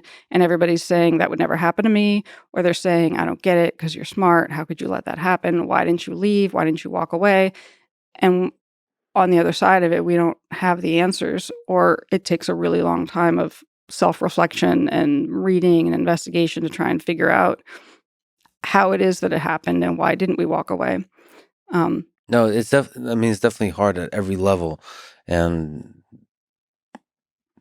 I just think that even for more subtle, for sort of not outrageously toxic relationships, but like normal toxic, not normal, like a little bit toxic relationships. There are some people that kind of thrive on conflict. Yeah, but you could still just be self-aware. Like I think you've talked about, give yourself time to think about the red flags, and like I pride myself on being able to walk away. You have to think, like, is this the kind of thing I can live with in friendship and business partners, and because the little things that bother you turn out to be big things down the line. So yeah, so it could be less romantic, but I feel like getting to know somebody slowly over time is it's the smarter thing. It's safer. Fuck it though. But that's again my Russian / Ukrainian male perspective. Anyway, so meeting Mr. Fox, Anthony. That's a chapter title in my book, Meeting Mr. Fox. Meeting Mr. Fox. So you're working on a book about this. I'm almost done. It's taken a really long time. Can you define almost done? Because I've said that it's when people say like, they're leaving, like I'm almost in the car. Right. And they actually, they're not really, they haven't even started the showering yet or something. So yeah, I think I probably need some like therapist to work with me on this. Are you usually late to things? No. Okay. I'm usually, I sent you a text message because I was early when I got here. Yeah. And I said that I'm because of, I think I said my crippling fear of being late. I'm like always early. So I'm loitering outside like a weirdo, but glad to come in if it's not too early. The crippling fear of being late makes me chronically early, and today is no exception. Yeah, it's interesting. So I got here before I rang the bell. Yep. I was outside for a little while, like just killing time, going, I'm way too early. But it's really hot out. Oh, that's true. Yeah, because I always err. Like I was very early to the airport, and then I had all this time to kill. But that's fine with me because that's actually time I appreciate because I can write things, or I worked on my book draft on the airplane, mostly editing, which it needs a lot because it's really long. It's in word count. So all the things are already completed, and you're just editing down. Or no, I wish it's in 5 parts, and I've written 1 through 4, and part 5 is like the chapters are all there, but some of them are messy. Some of them are just like a few paragraphs. Some of them are just notes. Some of them are done. So I am kind of almost, it's like 5 parts and part 5 is not quite finished. What have you? But I've been editing along the way. So this is going to come out in 2023, I think you mentioned. So it won't come out for a bit, or we'll figure it out. What have you learned about yourself from putting some of these things down on paper? What's like the darkest thing you've realized about yourself? from writing? The darkest. Well, one of the things that was fascinating is reading through all of the correspondence between him and me that I was able to find, because he deleted all our emails, but he didn't. I think he thought he deleted all of our G chats, but he didn't. Oh, so he had access to your email. Yes. He deleted on that side too. And he had access to my email most of the time.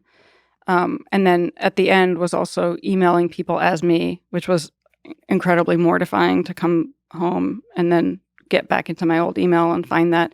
And I think he was also texting people as me, and those I'll never know unless somebody brings it to my attention. Because after a certain date in 2015, he had my phone, and he had exclusive access to my phone and email. So I wasn't looking at it until I got out, until after we were arrested. And I was out on bail at my sister's, and it took me a long time to get back into my Gmail because I had to verify who I am, and I never got my phone back, so I don't know what he texted to other people as me after that time. But anyway, I was able to recover a lot of our G chats, which we used that. I don't know why people don't use it anymore, but it used to be a thing. Yeah. It was like if you work with people and you use Gmail, it's a really easy way to just message back and forth. It's a chat client within Google, but I think Google shut it down already, or no? I think it's still there. Okay. I And nobody. I used to talk to people on there, and nobody talked to me anymore. And so I'd rather be. You. Thank you. I don't. Yeah, people don't love Google social products for some reason. The social network they tried several times, Google Plus, it just dies out. Something about it. It's like when Microsoft tries to do stuff, it just doesn't feel right. Anyway, it is very lonely in that Google chat window. It makes total sense though. Anyway, so that was still there. So you're reading through them. So finding, being able to go back and read. And then I kept finding like more layers of stuff, and including a journal that I didn't find, the DA, the prosecutor found. Written by? Me, my journal, yeah, that I thought he'd thrown away. I didn't know it existed. So somehow he still had it, and they found my journal, which was for the year 2014 and the very beginning of 2015. This is after you got, this is in the middle of it. It was in the middle of it, yeah. So reading that was fascinating. Yeah, what's some interesting things there? What was it? Was your mind completely detached? It was weird because, no. Like, were you concerned? Were you in love? Were you afraid? I was not in love. I was afraid. I definitely write repeatedly in there that I'm afraid of him. I also write repeatedly things like, I don't know what's going on. Like, please let this be over. Please let this be over. Please let this be over. And then in a sort of, if I try to remove myself and look at it as if I was a different person, it's sort of heartbreaking because I was trying so hard to be positive, and that didn't work out. I was trying to be positive. So, but when it turned up later in the process, and my lawyer at the time called or something and said, the DA has or the prosecutor, that they have your journal. I haven't read it yet, but as soon as I get a PDF copy, I'll send it to you. So that was sort of weird to think that everybody's reading my journal, which, you don't write it thinking people are going to read, unless you're like a historical person, and then later on you think people are going to print from it.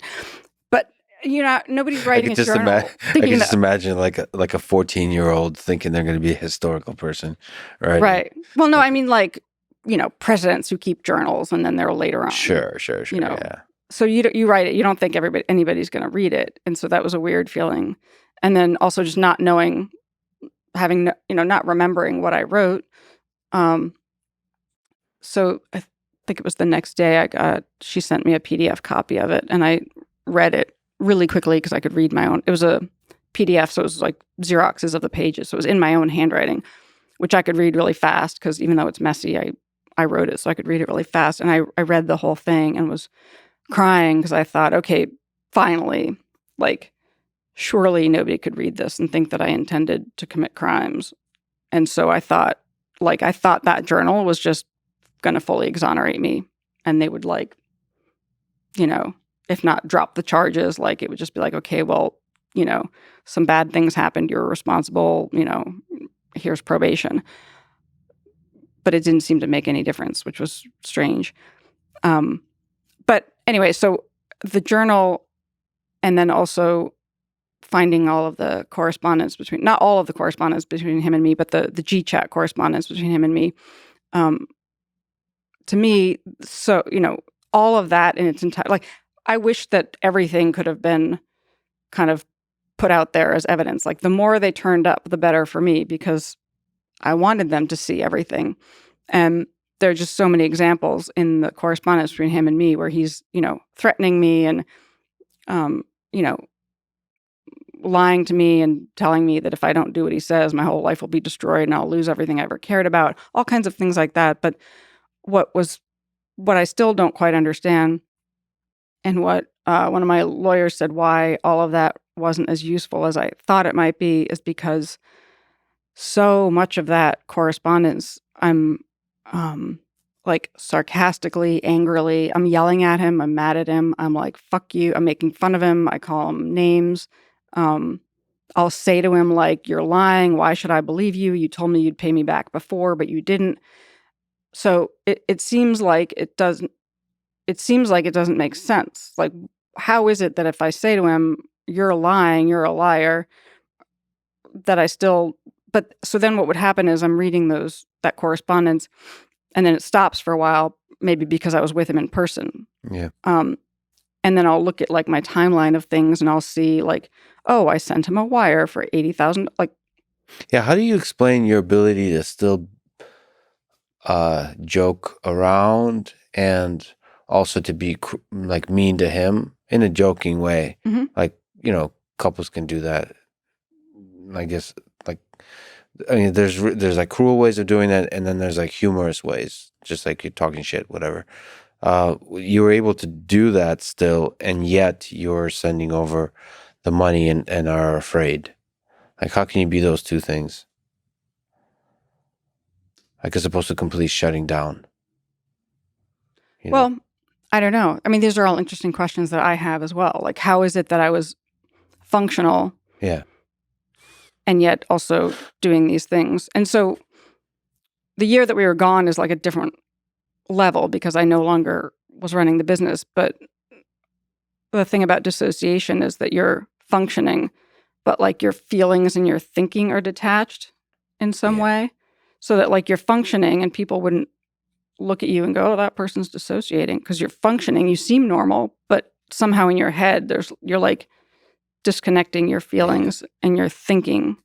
So you're still able to be like like the game of social interaction, like being witty and so on, all that kind of stuff. You're still, for like, me, I think it's like a coping mechanism too, because like if I went, I haven't been to a funeral in a long time, but if I went, I'd probably like find absurd thing, or I'll tend to like either make jokes or want to make jokes at really inappropriate times, even in tragic times, because it's almost like a defense mechanism, I like think. you said, you told me you like dark humor.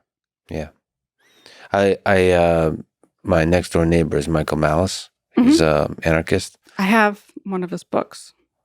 The hero. Dear Reader. Dear Reader, yeah. And he embodies dark humor, trolling and dark humor, and is underneath it the sweetest human being. Because he's writing a book now, The White Pill, that's really focused on Stalin and Holodomor. There's basically atrocities throughout the 20th century, and I think he needs the dark humor to release the valve. I think there's something about incredibly good, the most offensive comedians tend to have the kindest hearts, I think. This is my theory. People like Ricky Gervais, who goes out and insults people and makes jokes that people find horribly offensive and crude, and yet, is a huge animal rights guy and appears to be an incredibly sweet and kind person and sensitive. And Howard Stern, people who are like incredibly crude, very often are in my experience, to the extent that I've gotten either to know people personally, observe them, learn about them in other ways, but that almost like the more crude and offensive the comedian or the person, they tend to have the kindest. Like I don't know if it's a universal rule, but I see what you mean. And Well, you lost me with Howard Stern. He seems like not a good person. Oh no, he's such a good person. Underneath it, interesting. Oh yeah, such a good person. He's just said so much.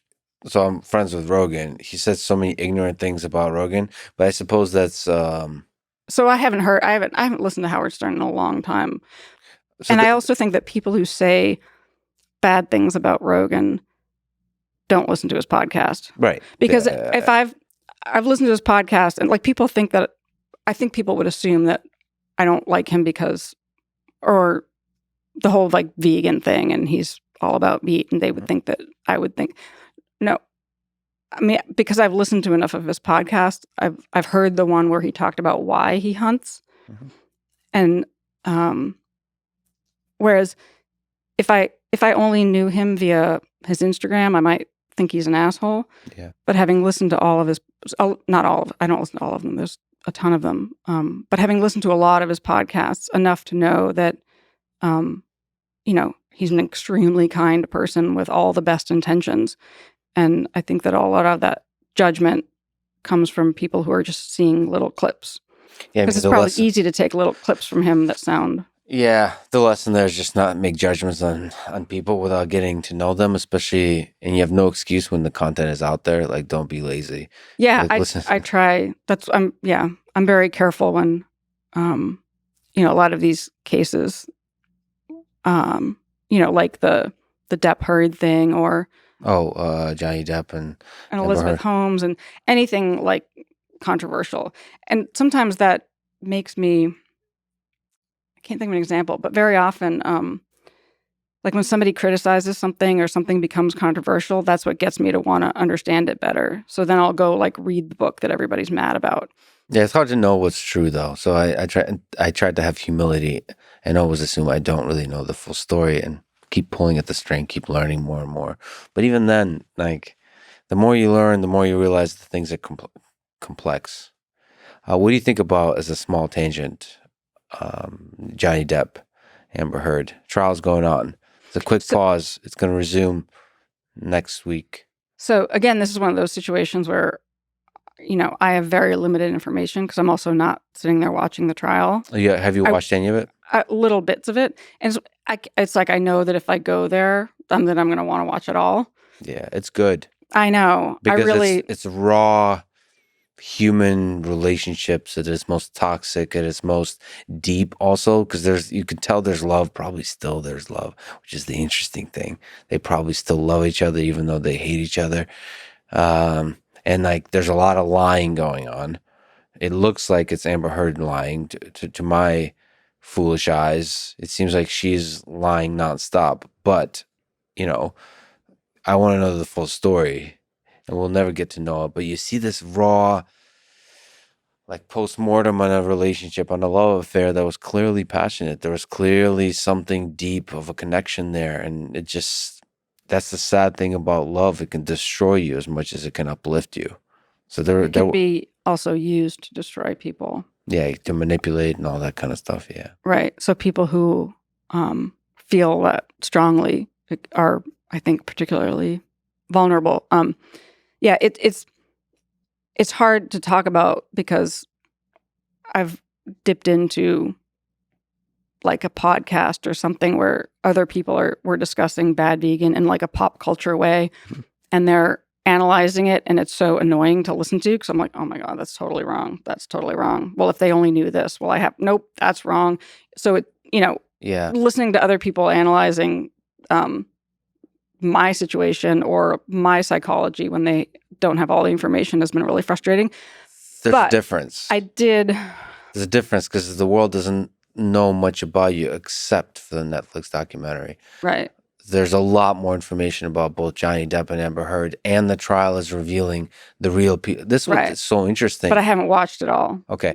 But I didn't there's listen a difference to between a documentary and like a raw human being. Exactly, the real trial. There. You can see the body language. It's so interesting that I think you could tell the difference between a person who is full of shit and not. No. I mean, I'm not sure. It's another. I can't remember. And sorry, so I keep interrupting you, but on top of this, they're actors too, which is very annoying.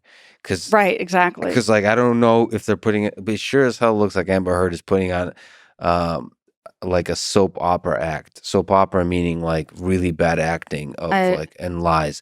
But I would say all of these things are really hard.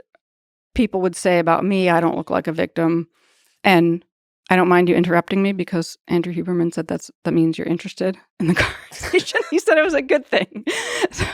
So you don't have to apologize I think interrupting me. I don't know why it keeps coming up, but I keep thinking of these. That's one of the things that Andrew told me that I'm like, are you sure? Because it just does seem like an asshole thing to do. I guess it depends on the context. If we were in a business meeting and somebody, talks over you to kind of make their point heard, but if it's a one-on-one situation, then it's not. I could argue about that forever. But so a long time ago, I listened to, there was an audio that was released of a taped argument between Johnny Depp and Amber Heard. And I don't remember why, like which one of them had taped it and if they knew it was being taped, but it was like an hour and a half. And I listened to it almost like you would listen to a podcast where I was doing other things. I was like cleaning my apartment and I was fascinated listening to it. To a fight. So I was, and it's interesting too, because it was just the audio, so you're not looking at their body language, which can be completely misleading. And there was another podcast where they talked about how judges make worse decisions on whether or not somebody deserves, parole or to be released on bail when they see the person in person versus if they're just looking at the information on paper. So I think body language and those kinds of things can actually be misleading. Or we think that like by looking somebody in the eye, we'll know if they're lying or not. But the skilled liars are able to bypass that, because I'm jumping all over the place, but one of the things about sociopaths is they're not going to have the same tells. So like if I was lying, somebody would know because I'm like stressed out, mortified. I'm probably doing all the things that we do when we lie because it's stressful for me, whereas they don't have those things. So I think that, they could, for example, I think that they could pass a lie detector test. They also don't have like a startle response. So that's interesting. The activity in their brain, like if you and I watched something graphic and tragic on TV or watched something happen, like things would happen in our brains that don't happen in the brains of sociopaths. So they don't react to things in the same way that we do. Again, but that makes them keep assuming I'm not a sociopath. I didn't say I'm not a sociopath. This assumption you keep making is very interesting. Then why did I murder all those people? Let's get back to the what were we talking about? Johnny Depp and Amber Heard. So the audio that I heard made me, without knowing anything else, made me very inclined to be Team Johnny Depp. Yeah. Based on that audio. Yeah. Well, that's how the people are feeling about this whole interaction. By the way, I do think it's a very healthy thing to do in a relationship is to record each other for months at a time. Every time you fight, that just seems like a very that's sarcasm. I don't understand how that, because they both recorded each other. Okay, I mean, I suppose you could look back at all human relations and be like, this was ridiculous. What was I doing? But when you're in it, you don't. Right. I wondered that too. Like who made the recording and why, and did they both know about it, that it was being recorded? Sometimes they did, sometimes they didn't. All I know is just the poetry of Johnny Depp's speaking and sort of movement about the whole thing. It's interesting. It makes you wonder what's real. Maybe this is maybe they're both in love and this is like a troll that they played on the world. I don't know. It makes me wonder what's real at all. Because you have to remember they're actors too. Yeah, I don't think he would have filed the lawsuit if he I mean, I'm joking. No, I know, but no, I mean, my point is, yes, yeah. If somebody was trying to make the argument that like he's the abuser and that he's lying and he's full of shit, it sort of doesn't make sense that he would have filed the lawsuit unless he's trying to have this all come out in the open because he believes he's in the right. Again, I have no idea. I agree with you. I'm just I sort of agree with thinking you. about. As a fan of love and human nature, I appreciate the fact that they went through this. I know it's probably extremely painful, but it's fascinating to watch human relationships be presented in such a raw way. And it made me realize how rare it is to get a glimpse like that. Yeah, and I think one of the reasons I like that book, Confessions of a Sociopath, also is it's female who's writing it, and I think statistically men are more likely to be sociopaths. Maybe not. I mean, these are all things where a lot of times there exist statistics that would be inherently hard to get. So Who knows? But I think that people tend to think of sociopaths more as men, and then which probably gives female sociopaths the advantage in that people are less likely to, like the Elizabeth Holmes, like people who are really manipulative and really good at it. And part of how they're able to succeed is that people don't understand their motives, or people will assume that people behave rationally, even if rationally means it's like Anthony Strangis. It would have made more sense if he had gotten all this money out of me and, put it in an overseas account and then ditched me and got on a plane to Mexico. Like, everybody would understand that more. Whereas, the way things happened and he dragged me around the country and like, what were we doing in Tennessee? And then nothing really makes any sense. But, and also all of the things that he did to me and had me do, it was as if all of those things together only make sense if his primary goal was to maximally destroy me and also make it have me burn all my bridges and make it so I'll never recover.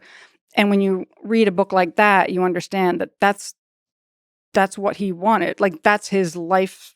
So can you explain that further? Like, what do you think? It's about power, and it's a game. Do you think he understood the long-term goals he has, or was it the short-term game of it that he enjoyed, the ability to destroy you? Well, yeah, it was the short-term game of it. To control another human? Yeah. And also, I think for him, like,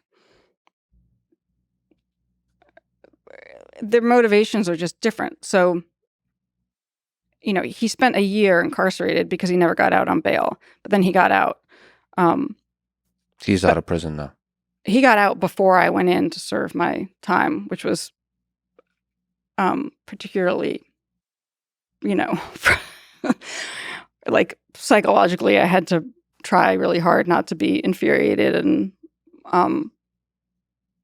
but anyway, so I think for him, the consequence of spending time in jail is sort of like an inconvenience. It's like life is a game. And so he wouldn't feel, if you're not capable of being emotionally hurt, then you have immense power because you can go around and do things and people can't hurt you. It's like a superpower. And he did this, for people who are not familiar, I guess he did this to other women.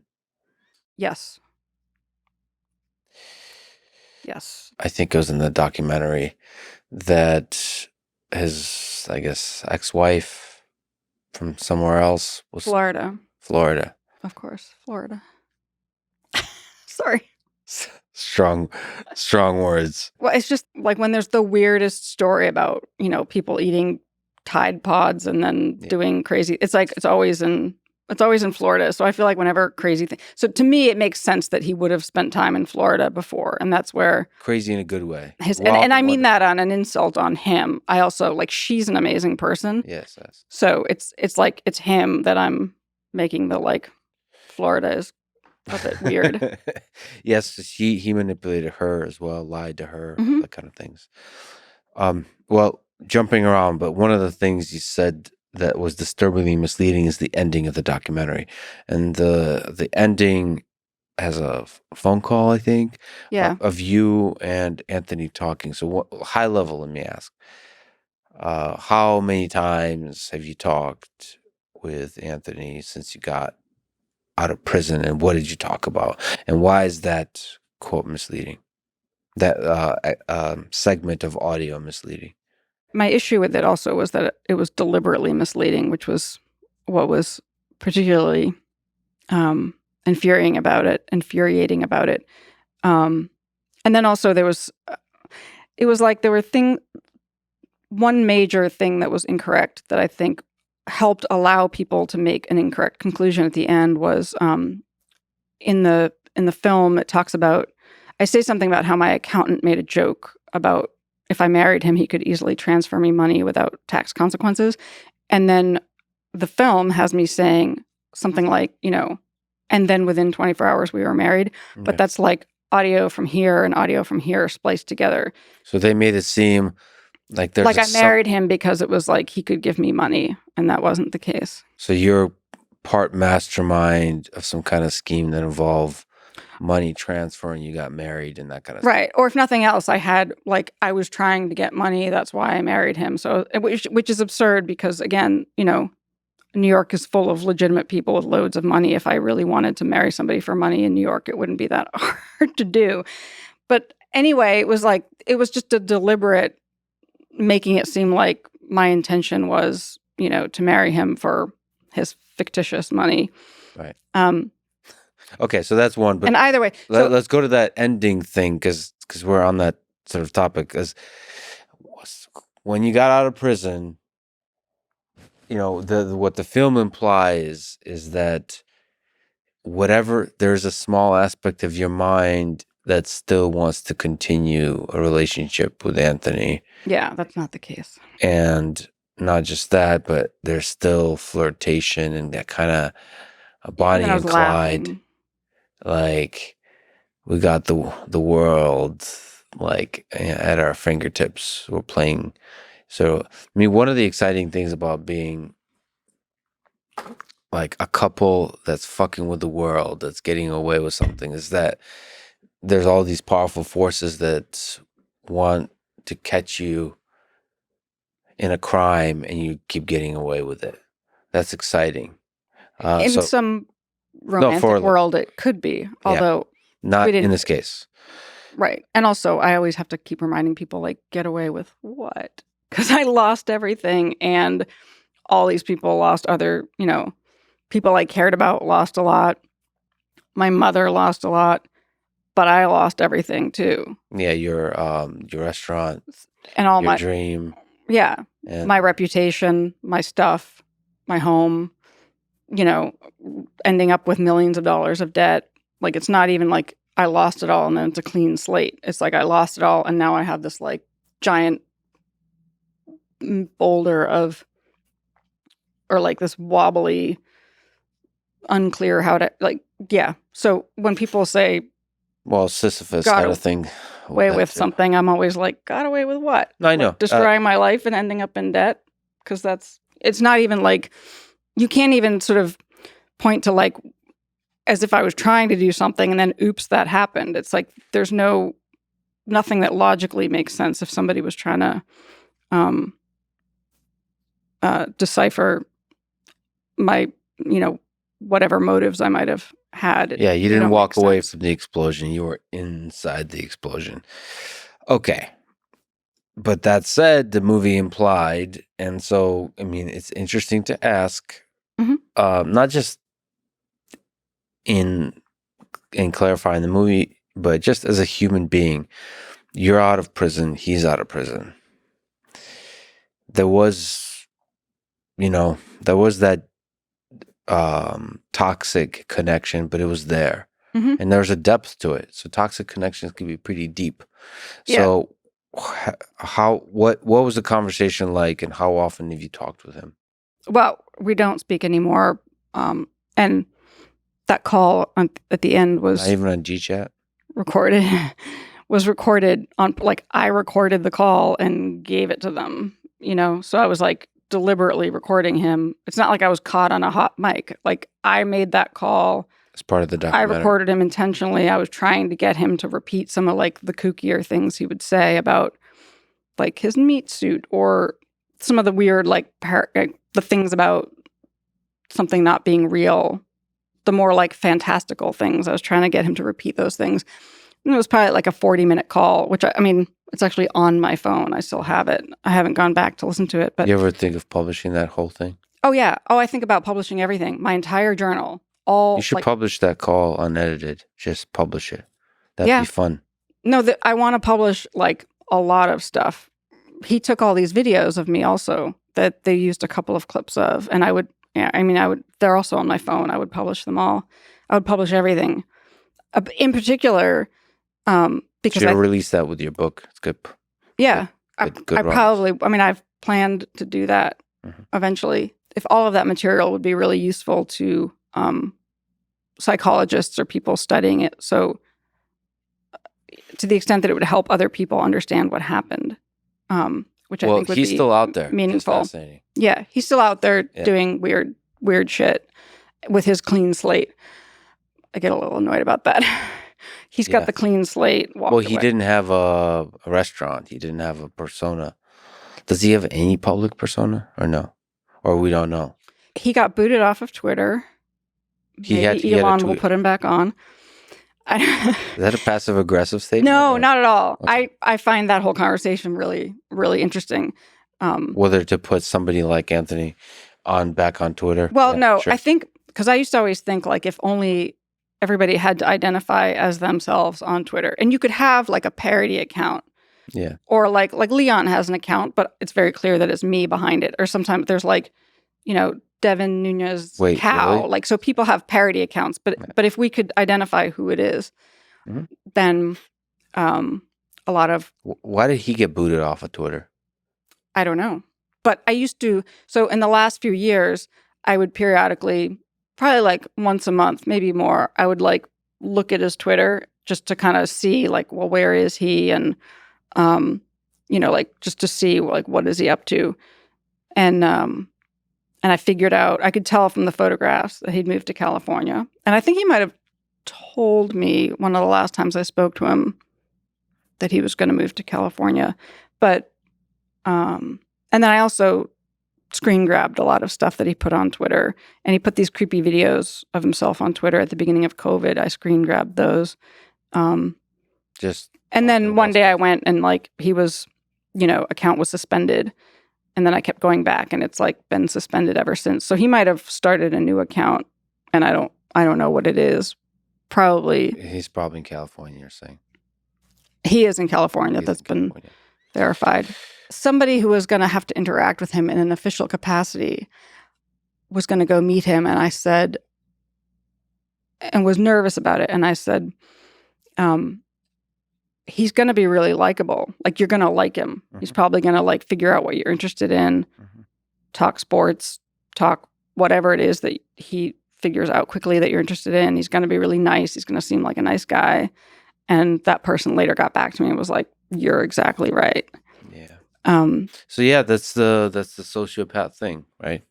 So you have to be extremely careful. But inside a relationship, that's even more dangerous. Like, so I think that part of the reason I spoke to him was entirely self-serving and strategic after the fact. Well, even before I knew there was ever going to be a documentary, I spoke to him. And I knew how dangerous it was because I knew that in a situation like this, you're supposed to have no contact, which makes sense. And I understand why, which makes it extra tragic when people have kids with a sociopath or in a narcissistic, abusive relationship. If you have kids, then you're tethered, which is tragic. But why are you supposed to avoid conversations? Because you can get pulled right back in. You're supposed to have no contact. Yeah, because they'll continue abuse or you'll be vulnerable to them being able to pull you back in. So I knew that to be the case. But why was it self-serving? Why did you talk to him anyway? Because he was getting out. He was going to be free out in the open while I was going to be locked up at Rikers for 3.5 months. And the one thing that, if his motivation was to destroy me, then what else could he do to really hammer that last nail in the coffin? Yeah. That would be Leon. And so he would have known that Leon would be staying with my mother he knows where he spent a lot of time at her house. He knows where she lives. It would be super easy for him to just drive up there, wait for her to let him out. And then, because out in the country, he can be off leash. And all he'd have to do is kind of whistle, call him over, and he could take him away and do whatever. So I was completely gripped with that fear. So not fear for yourself, but fear for Leon. Well, I was going to be at least safe from him, but I was going to be locked away. So. Oh yeah, Rikers, yeah, right. Sure. So. I got it. Got it. I would be powerless to do anything, yes. And he would have free reign to go destroy me further by, taking or hurting Leon. And then when he got out, I still, I had unfollowed him from my own account, but Leon had never unfollowed him. So I was looking at, I was looking at his account. Can I just say, because Joe has his dog, he has an account for his dog too. I just love when people do that. It's so great. Because I actually pretend, in my mind, for some reason, I do think Leon has an account. You forget that there's a human behind it. You're like, oh, okay, cool. Yeah, I know. I love it when people do that. Anyway, so continue. So Leon didn't unfollow him, and what? So I was able to go back and look at his Twitter, and he somehow he quickly got a phone, but he very quickly started tweeting right after he got out. Yeah, and I was kind of fascinated because I didn't know what to expect or what he was going to be saying, and then he started saying things that I could tell were directed at me, little things that only I would know, random things, things that were the equivalent of an inside joke that you have. Just so he was posting things like that, and there's so many things going on at once. So another thing that would have, in a twisted but I think understandable way, in sort of a sick way that I was fully aware of, is that here I am having gone through this completely messed up thing that now I'm in trouble for, everybody's looking at and nobody understands, right? And so there was this unfortunate situation of the only person who understands what I went through is the person who put me through it. Yeah. Right? So were you also just a little bit seeking closure of some kind? Probably a lot, but also with the awareness that I probably wasn't going to get it, And I mean, I know for a fact I would never get it in the same way which is why I was able to later on, in the context of recording those calls, I was able to talk to him in this detached way because I know he doesn't give a shit that, he doesn't give any shits about what he did to my mother or me or anybody or anything, just doesn't care. So he's certainly not going to care if he's never going to say, I'm sorry, or I did a bad thing, or he's not going to be affected if I yelled and screamed at him. That would just be frustrating for me, and he would actually probably be gratified by that. So that gave you that empowered you in being cold and sort of yes, and I had distant a prior experience where I had to do the same thing. Where if you're able to be very cold and not allow somebody to push your buttons, mm-hmm. then you're taking away their power, and then that feels empowering, or feels like reclaiming a little bit of your power. So in my talking to him, I always had a reason, there was always, I didn't want him to hurt Leon, or I wanted information, or I wanted to know where he was. Or I'd rather let him think that, maybe he could still manipulate me one day or whatever. It was safer to keep that there than to not know where he was. And if I was going to be walking Leon and turn the corner and he's standing there, and if there's a crazy murderer out on the loose, you'd rather know where they are than have no idea. So there are a lot of different reasons. Why does it upset you why was it wrong to have that audio clip at the end of the documentary? Like, what did it? Well, because it implied all kinds of things that were completely not true, and it also just didn't make sense, and it confused people. And so for people who haven't watched it, spoiler alert, is they play the clip of. Sorry, I don't even remember what was said, but it was kind of. that last what we spoke about. Yeah, what was the I know. I only watched. Like, I still haven't watched it. I only watched the film once. Yeah. While, people were looking at me for my reaction, and I was crying, and it was really weird and strange and surreal. And I haven't gone back to watch it again. I feel like I'm just going to get more annoyed, but I will eventually. And when the ending happened, I immediately blurted out, like, I hate that ending. But I sort of assumed a lot of people saw it for what it was. They saw that it was like the director doing a weird thing, and that it was kind of just weird and off, and like, that doesn't make sense. Yeah, it seemed out of the blue. But so it was basically you joking around, like flirting almost. It made it seem like as if we're still friendly. Yeah. And there's more to come. It's almost like there's going to be a Bad Vegan 2. Right. Or yeah, and then also, I mean, it made it seem like, if I was laughing with him, that I don't take anything seriously, that I don't take what happened seriously, or that it's like don't feel any remorse. Which exactly. Is why and after that he goes to the credits with Wild World, which is a great song. Yes. Oh baby, it's a wild world. I never got to hear that because the version I watched didn't have the end credits, but I knew that they used that song at the end. And paid a lot for it. Yeah. I was like, oh, well, you got this song. Did you ever say what was the darkest thing about yourself that you discovered from the book? We took a tangent upon a tangent. We started talking about about the G chats, and I think it was trying to understand how I was able to be sarcastic and make jokes at his expense while all that stuff was going on. So what is that? Have you figured out what that means about you? No. No, it just was interesting to look at. And also, I think, I have a tendency sometimes to be sort of like jokingly hyperbolic or sarcastic, and it's gotten me into trouble. One time I got locked up in the Harlem psych ward for a day because of my hyperbole and sarcasm, and like this sort of. Do you want to tell the story of that? Lost in translation errors.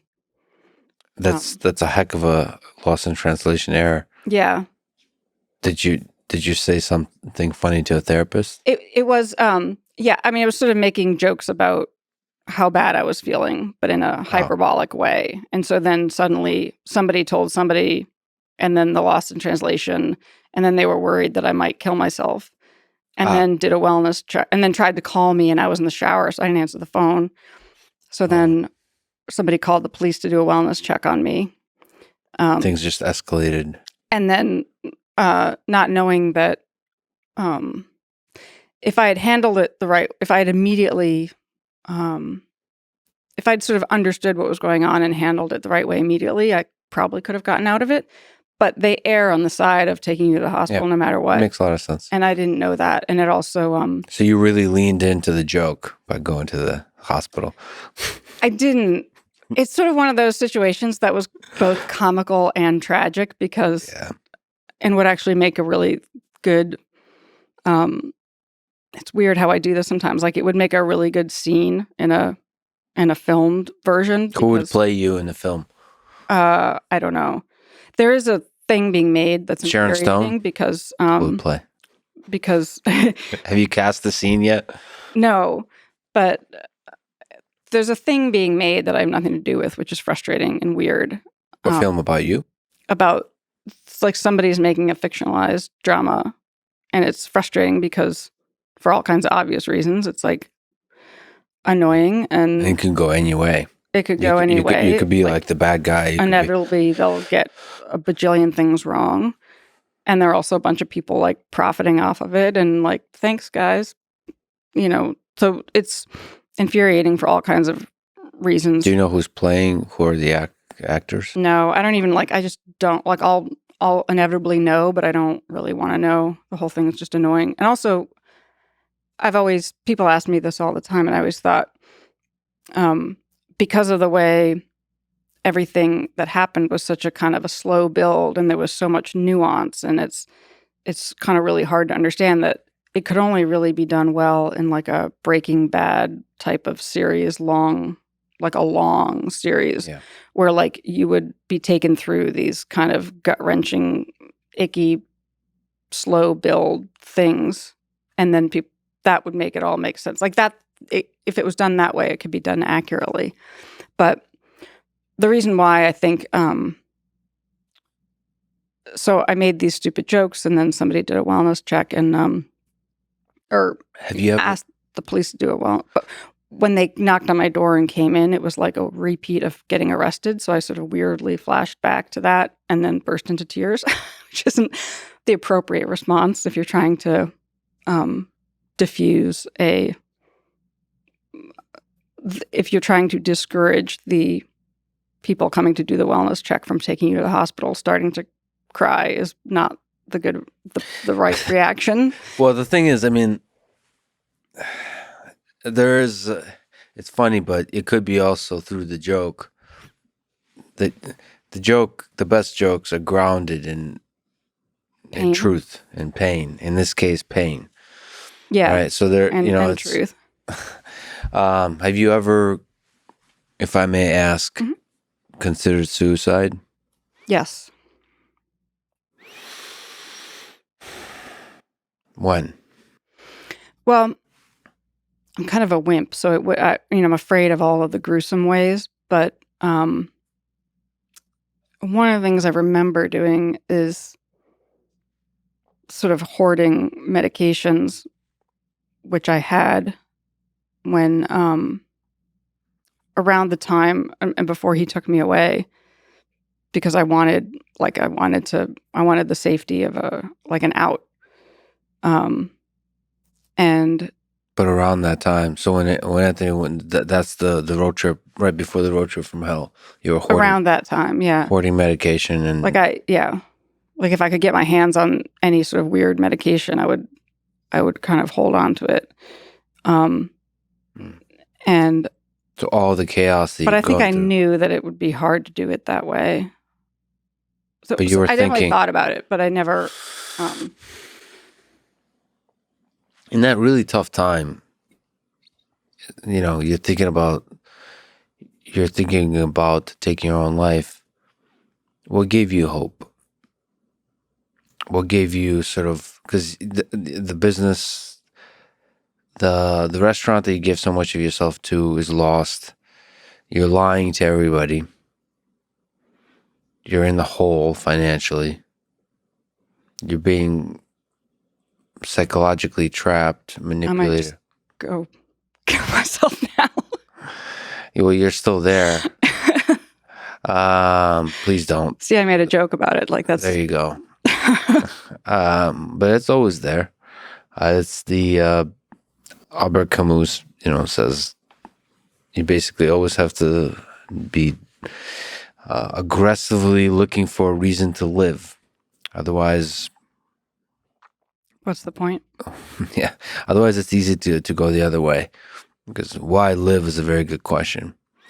But anyways, as by way of hope, it's a dark time. It's a dark time.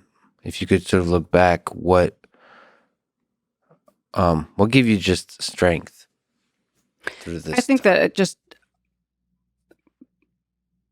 just having like a sort of relentless optimism.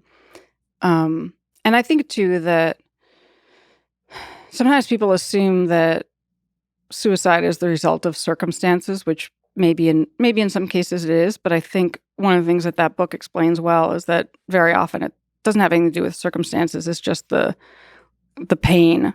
Which book? the darkness visible.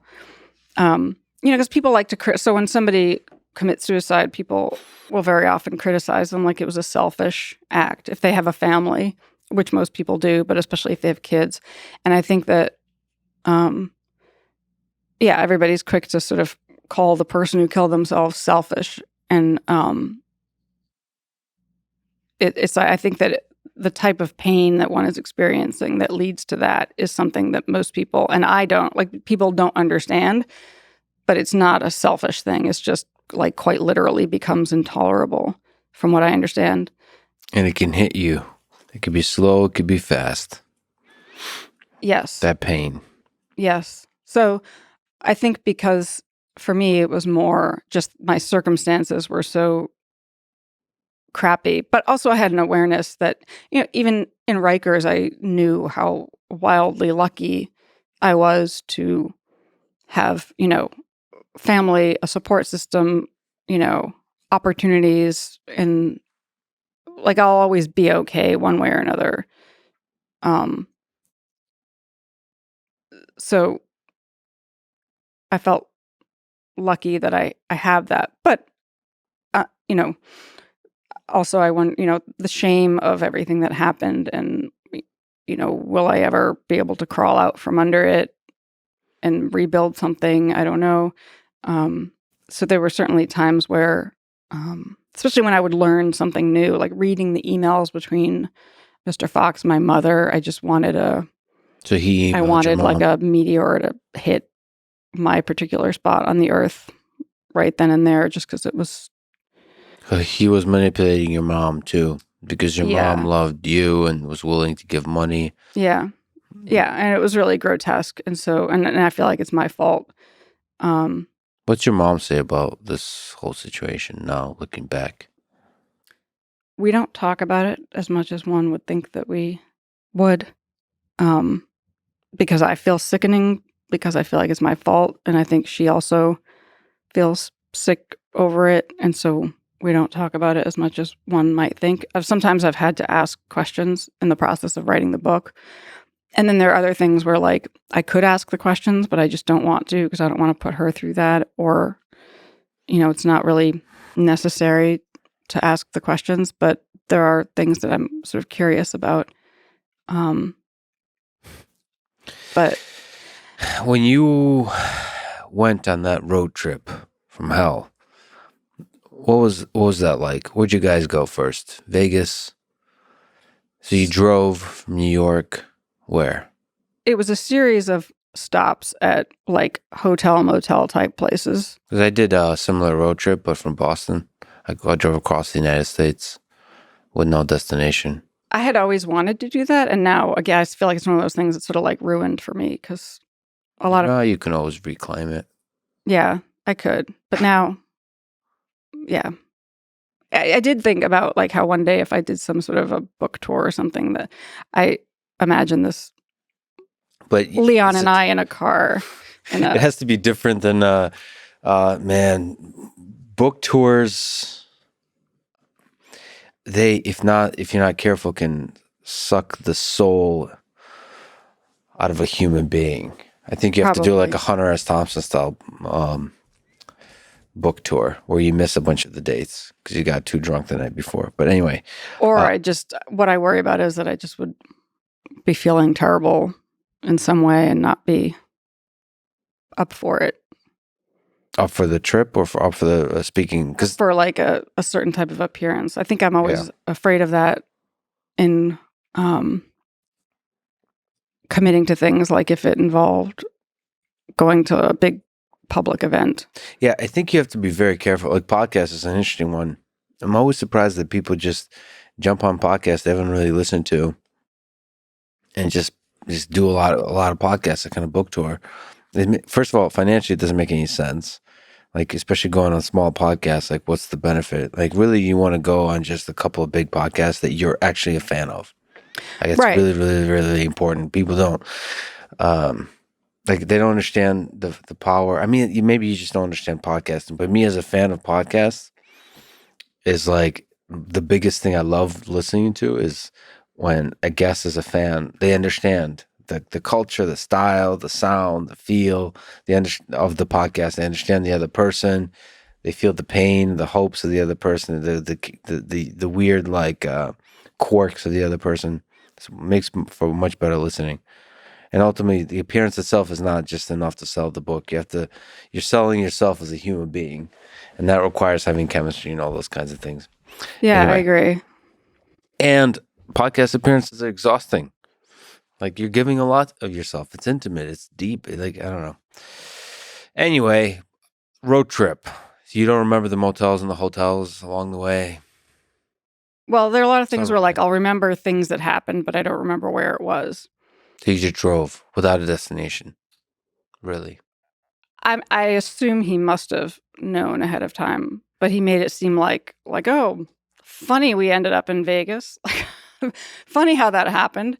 But now when I see all the places that we stopped, they were all places with where there were casinos.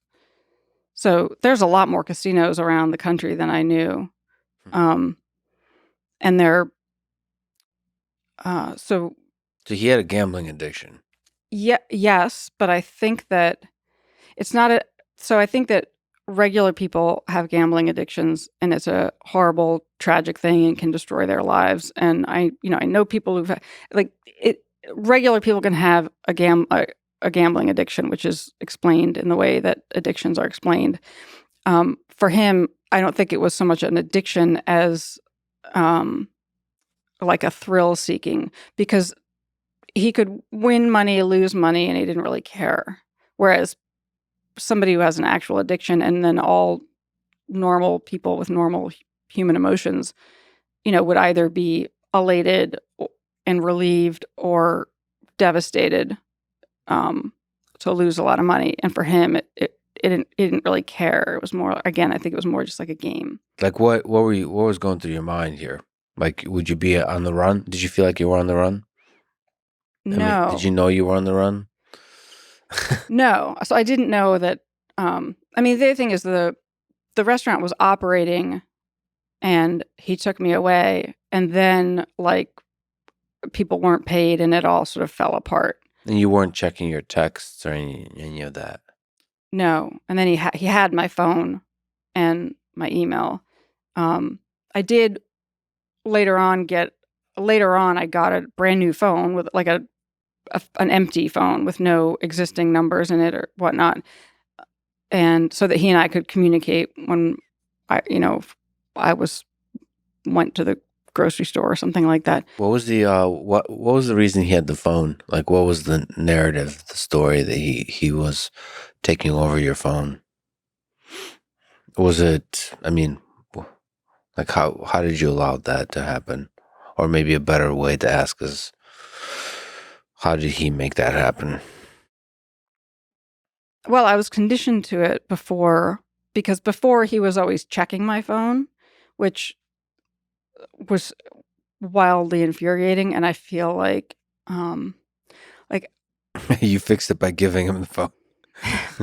well, the conditions were different later on, Yes. But in some sense, I didn't want my phone because everything, I was in a state of shock, and it was just like, take it, fine. I give up. I guess I'd given up. Yeah.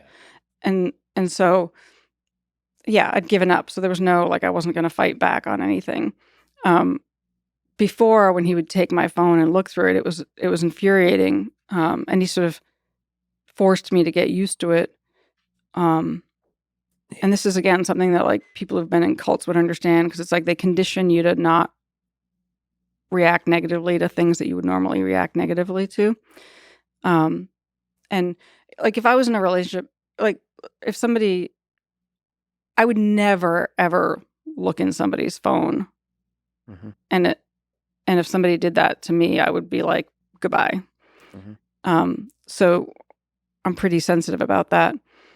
And so it was very infuriating when he would take my phone and look at it. And it got to the point where not only did I feel like everything I, said or wrote or emailed digitally or whatnot would be read, but he got me to the point of feeling like I was being watched all the time in a non-explainable way.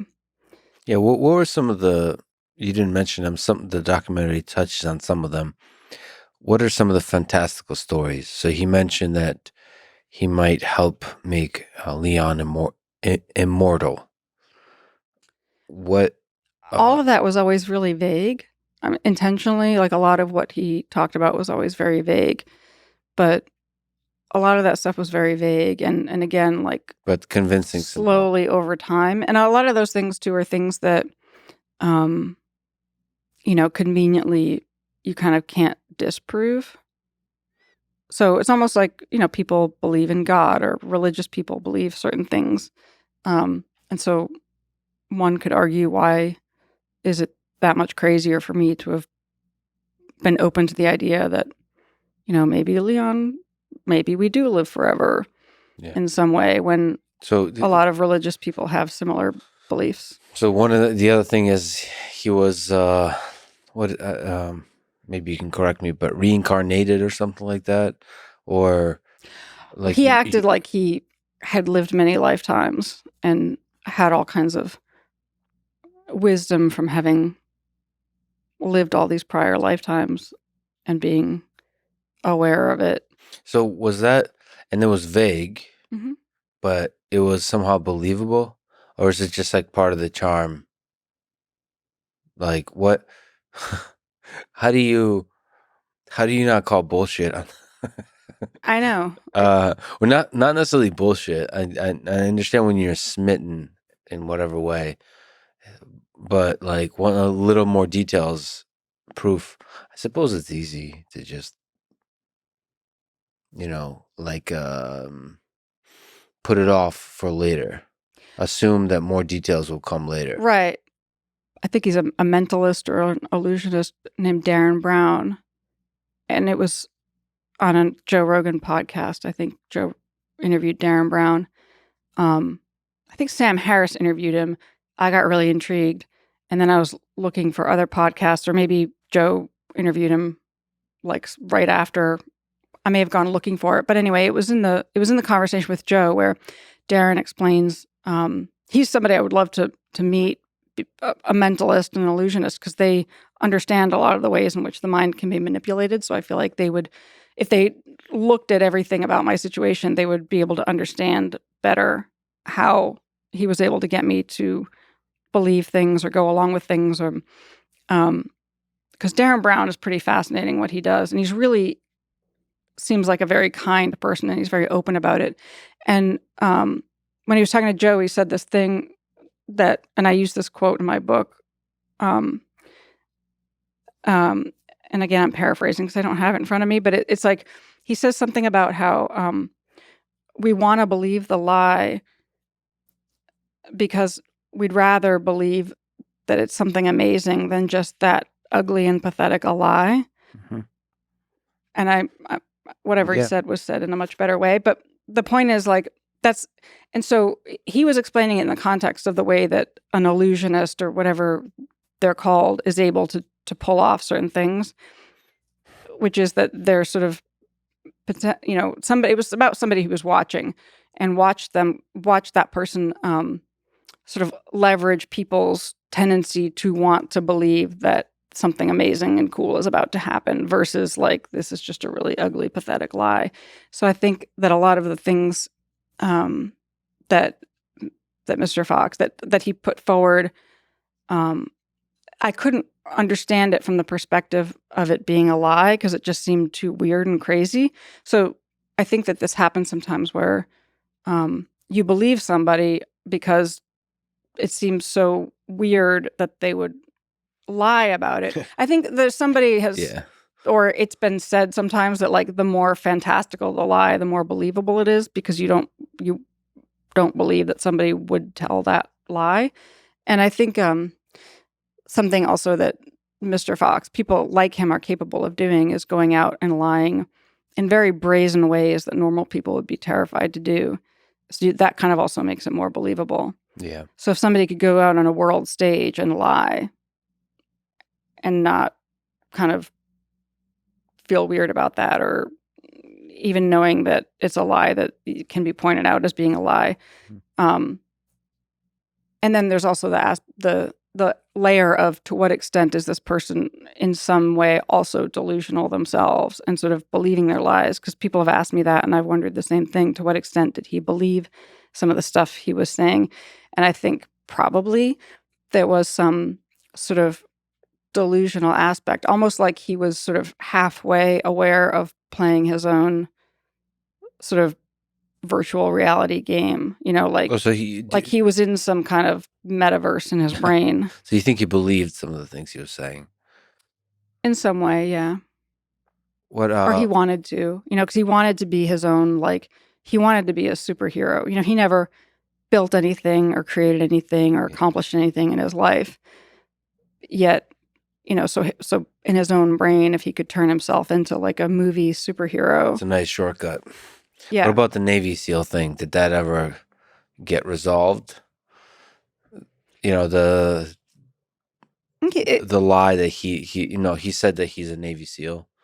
I don't remember. I don't know if he said he was a Navy SEAL or that he implied that he worked with the CIA, or then it was like he worked with Black Ops that, is by definition under the radar, right? Okay. So, I mean, that's obviously a huge red flag now going forward is like if somebody tells you that information pretty quickly, that's itself a red flag. But I mean, all right, cross that off my list of pickup lines. But conveniently, if he say in some world he actually did work for like Blackwater, one of those places, or I wouldn't be able to just call someplace and verify it. Anyway, so I think that in some psychological way that I don't understand, he probably did in some way halfway exist in this world where he was this, fighter. And he would say things like, it's because of people like me that people like you can sleep at night, which is probably a line out of a movie that I've never seen. I feel like a lot of things. That's funny. That is who said that? Is that really a line out of a movie? It's not a movie. It's what would happen at Rikers is when these things would happen where one of us couldn't think of something and you're like, oh, who was that actor in that movie in that thing? No. And so what we'd do is somebody would be on the phone and you'd be like, hey, who are you talking to? Can you ask them to look up on their phone? So we'd ask people on the phone, or somebody would go make a call and, you'd have to call somebody and ask them to Google the cast of a movie or something like that. I think you would find jail. Don't ever get arrested or try not to, but I think you would find jail fascinating. Oh, I always wanted to go to jail, prison, because there's a lot of elements to it, and I'll ask you questions about it, but I feel like I can get a lot of reading done. Okay. I got a ton of reading done. Yes. I remember now. People attribute this to George Orwell, but they're not sure if George Orwell ever said it. But it's something like, there's a lot of different variations.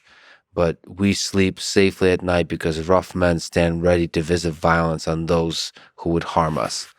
And there's a lot of variations of this. But basically, our entire society depends on bad motherfuckers who are willing to fight to protect our freedoms, to protect our well-being. And one of the things about the United States is because we're surrounded by water, we don't get to see the violence that's required in part to protect the sovereignty of nations. Yeah. You mentioned that I would not to go to prison, but that I may enjoy my time there. Let me ask you. By the way, I love prison movies. You would find it fascinating. I don't, because it's still kind of too soon. But how was your time? You spent 3.5 months at Rikers. How was that? How was your experience in prison? How's the food from a chef perspective? Not good, but Rikers was when I got to Rikers, because I was arrested. I spent, I think, about 10 days in a small town Tennessee jail. Pigeon Forge is also the weirdest place on earth. Is it a town? Yes, it's the town where I was arrested. Why is it so weird? in the film, I told them, you have to go to Pigeon Forge. You have to go there. You have to go there. And I think I was pushing them because it was going to potentially be the end of the season. It's like a summertime, or it's a tourist destination. And it's so bizarre and weird and trippy that it doesn't even seem real. Seems like a carnival is happening there nonstop. Exactly. I think I say that in my intro, that it's carnivalesque and trippy and weird.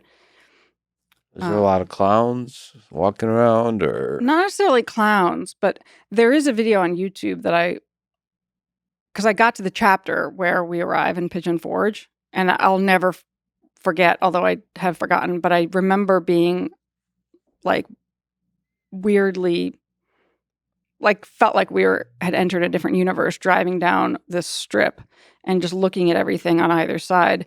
And I'm wishing that I could remember in more detail, like the names of the places or what was there, because I wanted to describe it in this chapter. And I was like, oh, I wish there was like a video of somebody going down the street, kind of showing what's on one side and then the other side. And I was like, there probably is. And there is on YouTube. Like I found it and I watched the whole thing. How does this come up from prison exactly? Pigeon. Oh, okay. Why did that spark? So that's the town that I went to jail in. Oh, right.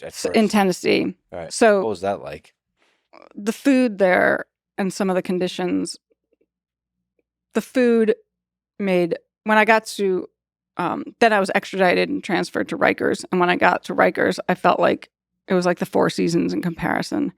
Wow. So, and I really kind of appreciated a lot of things about New York when I got to Rikers, even though there are a lot of things that are very scary about it. Where's Rikers located? Is it close to New York City? Yes, and in a very kind of almost poetically interesting way. The dorm room where I was when I was there for the 3.5 months was one of the ones that faced Manhattan. So I could go across the room and look out the window and see the whole Manhattan skyline. To the view. Which was... I remember being shocked by the cost per prisoner per year. Yes. That New York pays. It's like $400,000, $500,000 something. I didn't think it was that much. I thought I wrote it down, but either way, it is. No, I mean it elevated during COVID, which is fascinating. To the number I just said. Yeah, during COVID, I felt sick to my stomach thinking about people stuck there. And again, so Rikers isn't like a long-term prison. It's most of the people at Rikers are awaiting trial, and they've been arrested but not convicted. And then if you're convicted and you're sentenced to less than a year, then you put on a different color uniform and you go upstairs to different dorms. If you're convicted and sentenced to more than a year, you're sent to one of the upstate prisons. So most of the people at Rikers are there in transition. They've been arrested, but not convicted or awaiting trial. So you could be perfectly innocent and you're stuck there. And that happens to a lot of people.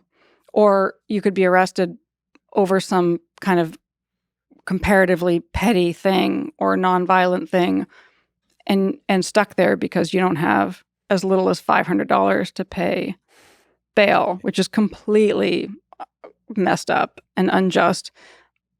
And I think most reasonable people agree that it's unjust. But it's different when you're there and you see those people and you see kind of the anguish. And I have no idea if they're guilty of what. I mean, I usually don't know what people are there for, or what the situation is, but you watch the sort of helplessness set in because you're kind of powerless there. You have very little contact with the outside world. You have these limited phone calls. And so for people who had kids and a job and an apartment, it's like one by one those things are lost, or their kids are now being looked after by their abusive ex-husband or something like that. And so watching that is just gut-wrenching.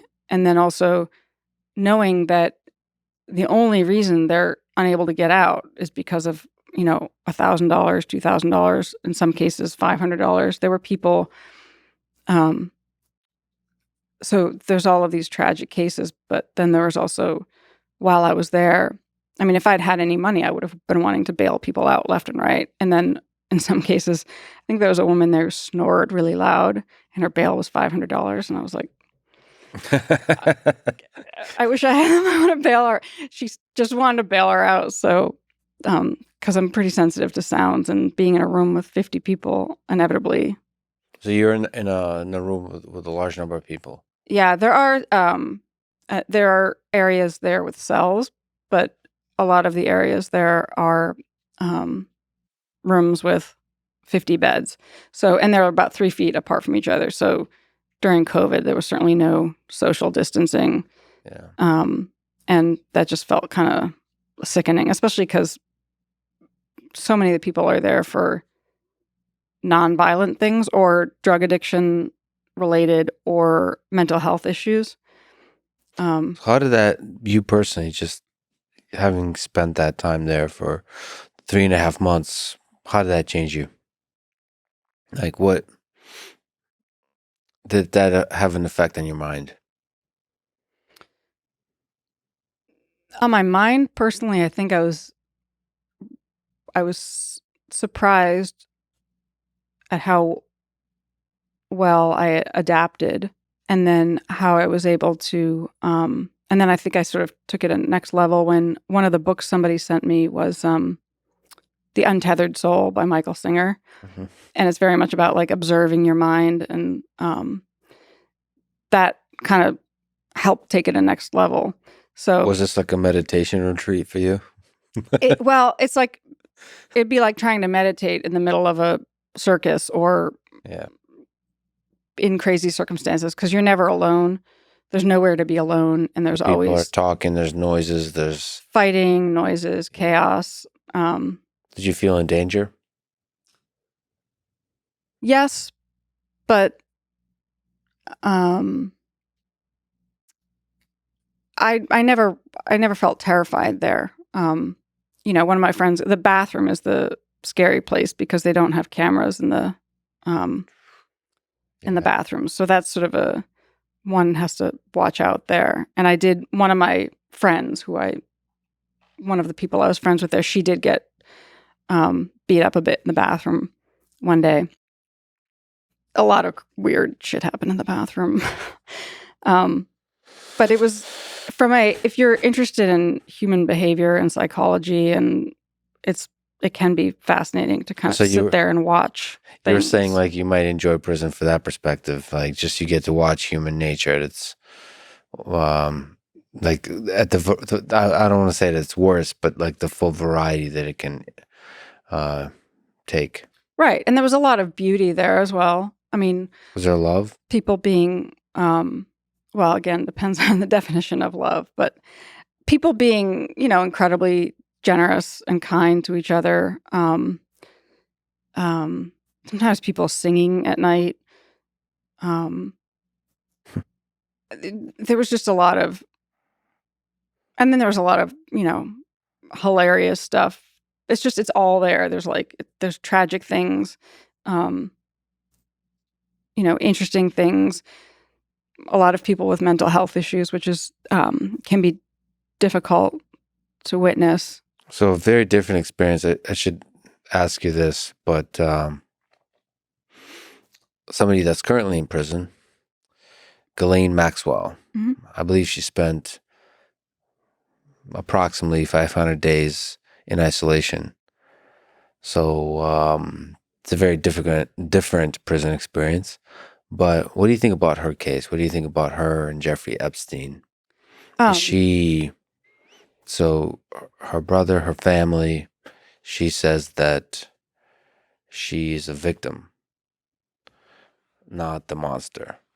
I think this is an especially fascinating case because, and I have listened to podcasts about the Epstein situation, and there was one that was more focused on her by Vicky Ward that I would definitely listen to.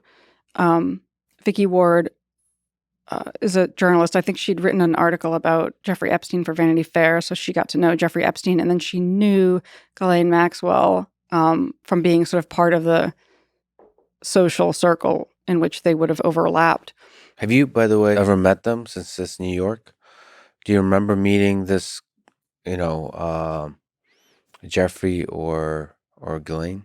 No, I never met them, but they're also very much like this sort of Upper East Side crowd. I did meet Harvey Weinstein once that made me have all kinds of interesting thoughts later. At the restaurant or elsewhere? No, it was weird. It was out on the street. And we had this really strange interaction.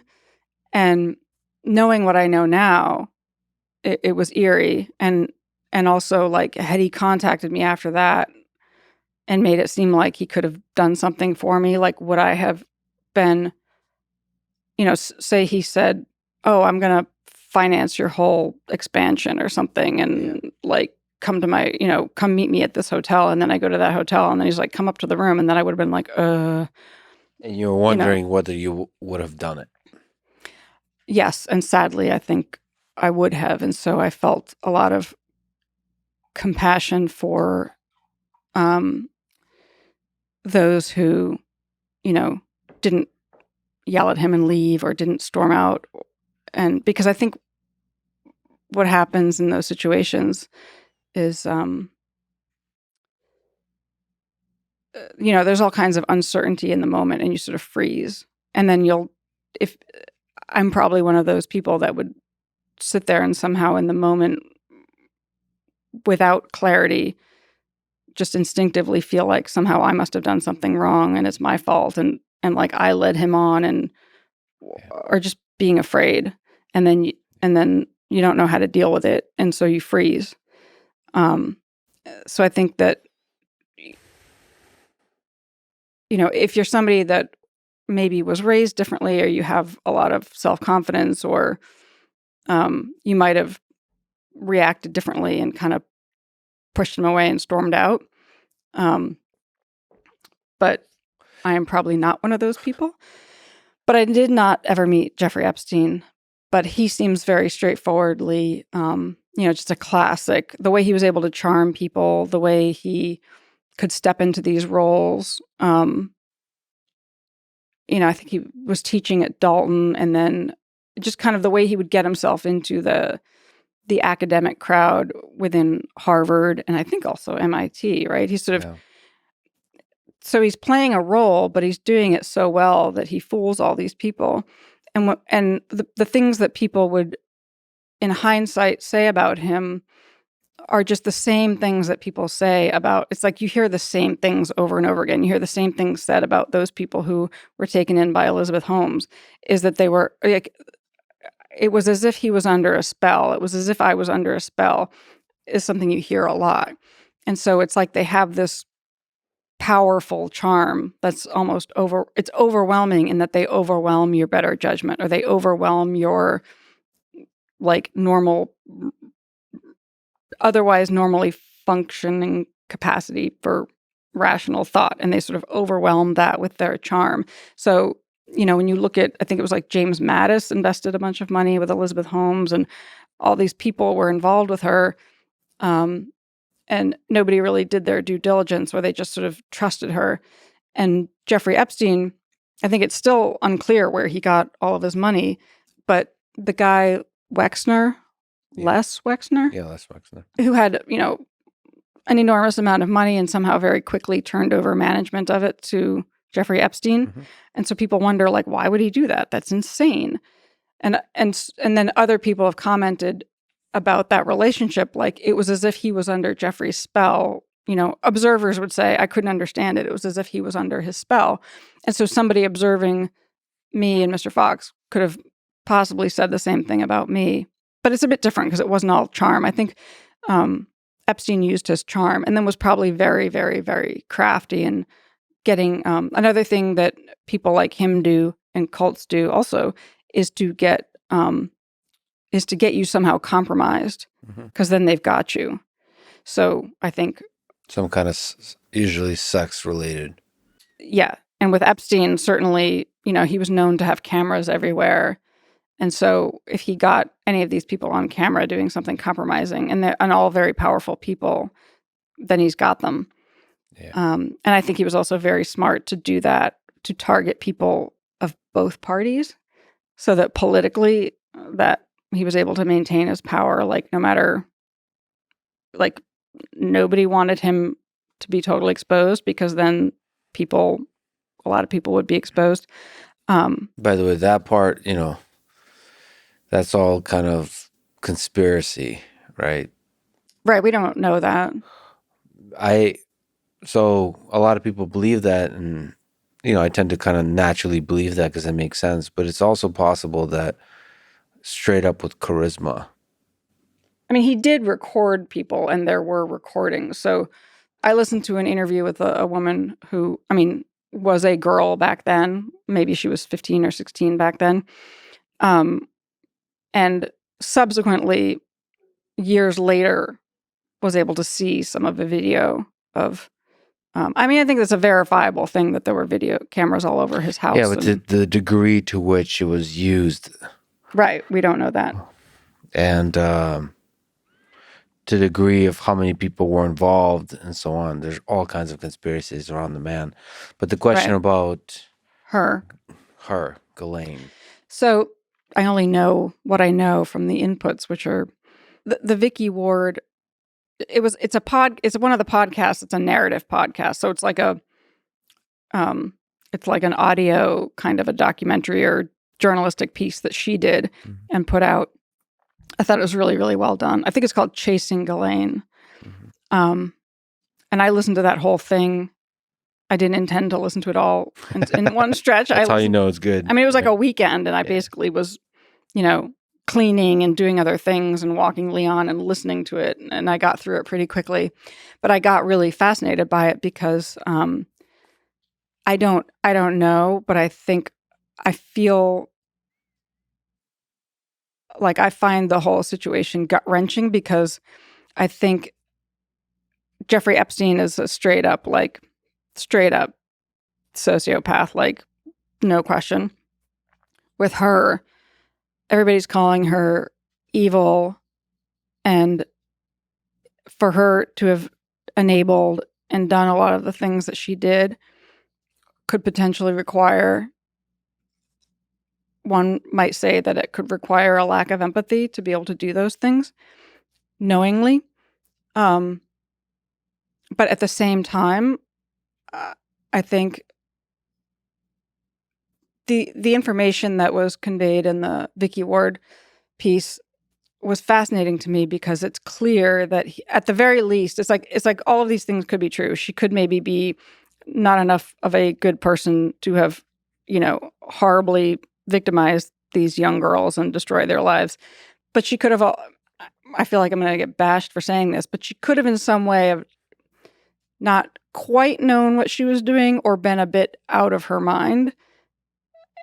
Like manipulated, maybe not. Essentially. I'm just saying I would hope that people would be open to exploring that as a possibility. Well, her family and friends are making that case. They're painting a broad picture of who she is as a human being, and showing that she couldn't have done any of those things without being like systematically manipulated. That's their case. What I listened to in that podcast about her relationship with her father, how her father died, her things about her childhood, and then Epstein coming into her life and basically kind of pushing all those buttons and becoming like the father figure. And so she would be in a position of kind of always wanting his approval, and just the way that things that are described about the way that she was so subservient to him in this kind of astonishing way that seems really weird and abnormal.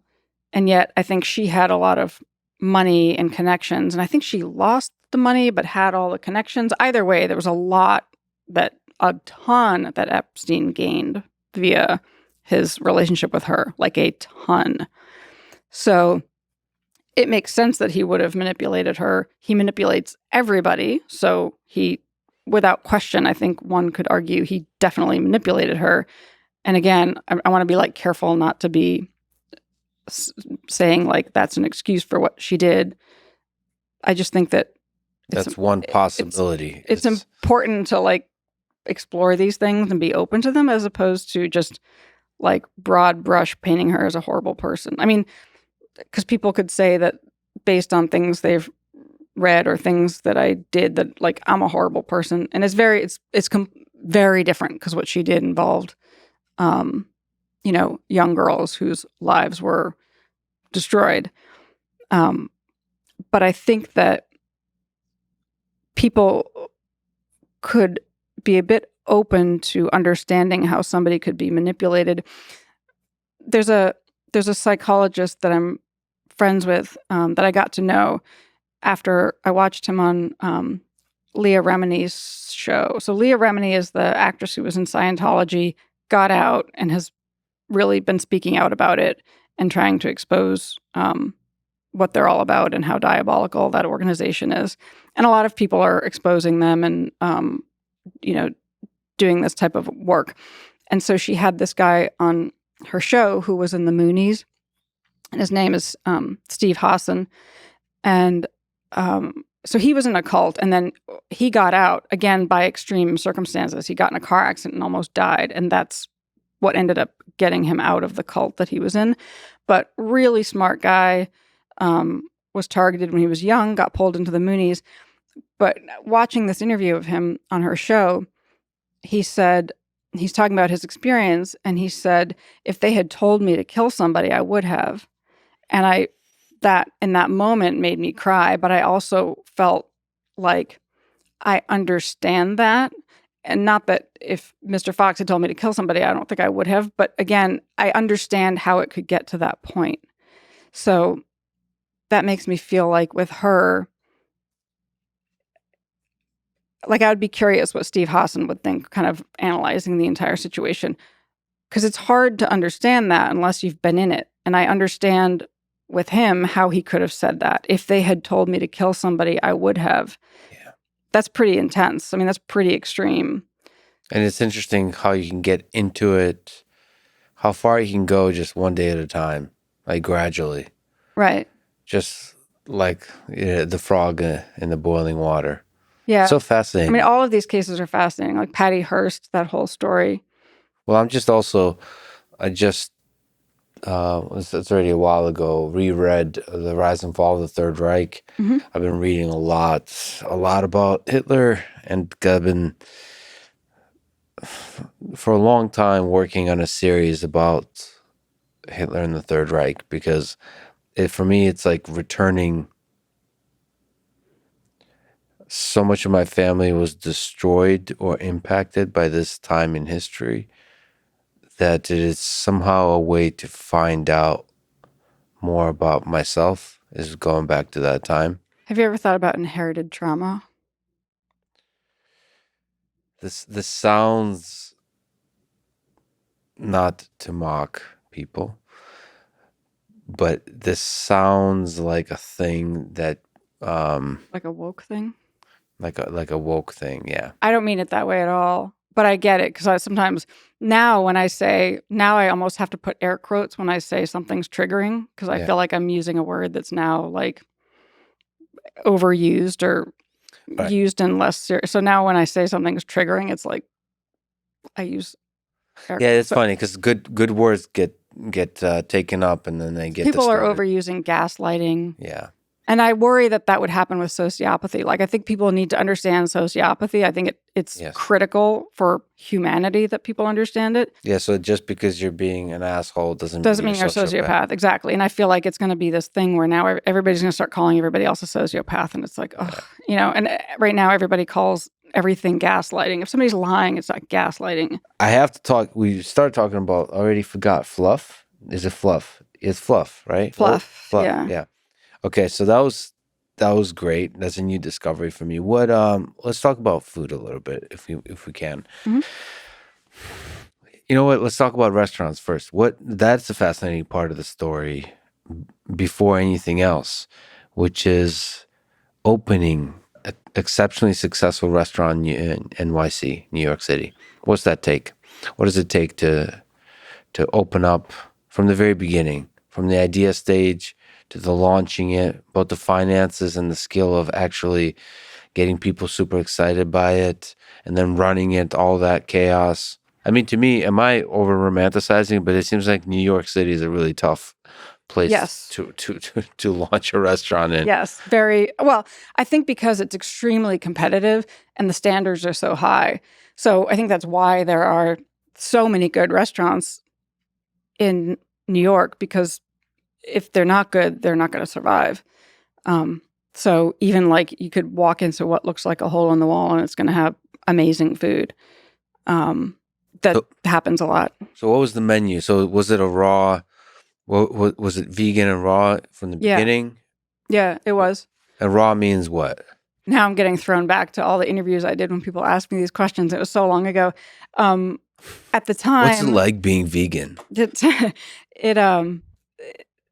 So nothing was cooked over roughly 118 degrees. It was this very like the world of, there were people who are hardcore raw foodists and there's also people who are hardcore vegans, and I was never any of those things. So I think what we did. You weren't the hardcore part, or were you weren't, but you like, what parts of your life were you a vegan? Are you still a vegan? Do you eat meat? Are you a vegetarian? Are you raw? Good question. I don't apply labels. So none of those labels would apply because it's male and female. That's I'm beyond those labels myself as well. but I'm carnivore most of the time. There you go. It's the opposite of vegan, unfortunately. But no judgment. I think that's a beautiful thing to be, as vegan. Likewise, I think that it's people who are very adamantly one way or the other. I think that after all my years in this world and in this world in general, and also consuming an enormous amount of inputs and podcasts about health. Like I love listening to different points of view. So I love when like somebody's arguing vegan and then somebody's arguing carnivore, and like, or even with other issues, I like listening to what other people, opposing sides, assuming they're both, intelligent, interesting sources. Especially I love it when they're sort of really testing that diet, meaning they're athletes or in some way really testing it, not just like vaguely saying what's healthy or not for you, but like really, what is life like under this particular diet? Yeah. And I think that probably everybody's different. And so in the same way that some people some people can't tolerate nightshades, or some people can't tolerate certain spices, or some people can't tolerate gluten, or some people thrive off of this or that. And I've heard it said and discussed that there's a great deal to sort of what your body's used to, what your ancestors ate, because it seems like the human body is pretty adaptable. So you can adapt to eating a certain type of a food. And so that if your family comes from a certain part of the world where certain things aren't grown, or more meat is eaten, or because there's people who are vegan their entire lives and they're incredibly healthy and they thrive. And there's athletes, and there's people like Rich Roll, who I like, who's vegan and an athlete, but it might be something where that's working really well for him, but it wouldn't work well for somebody else. And I think there's also an element of people who try these things and then feel really good or feel really bad, and they make a conclusion based on that initial period of time, when it might be something where it makes you feel really good temporarily, but then over time you're going to be depleted of certain things. And then we also live in a world where like our soil is depleted, and there's a lot of processing that takes out of foods a lot of things that we need. So I just think that there's no kind of one right answer. You can look at it from just a health perspective, and then you can also look at it from like a morality and ethics perspective, and then also like what's the impact on the environment, and all of those things are important. And I think that I've watched a lot of films and things, and for a while right after that, I might think, oh my God, I can't believe I ate this thing last week, and now I'm going to go back to being 100% vegan because I just watched this thing and it's fresh in my mind, and now I'm thinking about it in a certain way. But then over time, that sort of fades, and then you start to get a bit more loose. And for me, I will end up eating a lot of things that aren't vegan usually in the context where I'm not adding to the consumption of it. So, like at Rikers, there was most of the meat there was kind of weird and fake, but there was like a chicken every Thursday and Sunday. There was it was actual chicken, like the leg. Was that the most exciting thing for people? Not for Oh you, yeah. but Oh, and then the most fights broke out on Chicken Day because there was like heightened Thursday and tension. Sunday, you said? Yeah. Chicken day. So So that was the most real meat you're getting is the chicken there. Yeah, a lot Chicken of the breast rest or of it. dark Hmm? white or dark meat? Dark is the leg and the thigh. And it was cooked surprisingly well. And so I would always eat it. I don't know. I mean, Yeah. it's there and it's not, from a health perspective, one could say, well, that's probably the shittiest of the shitty chickens that are full of antibiotics and hormones and terrible things. And so it's not optimal from that point of view.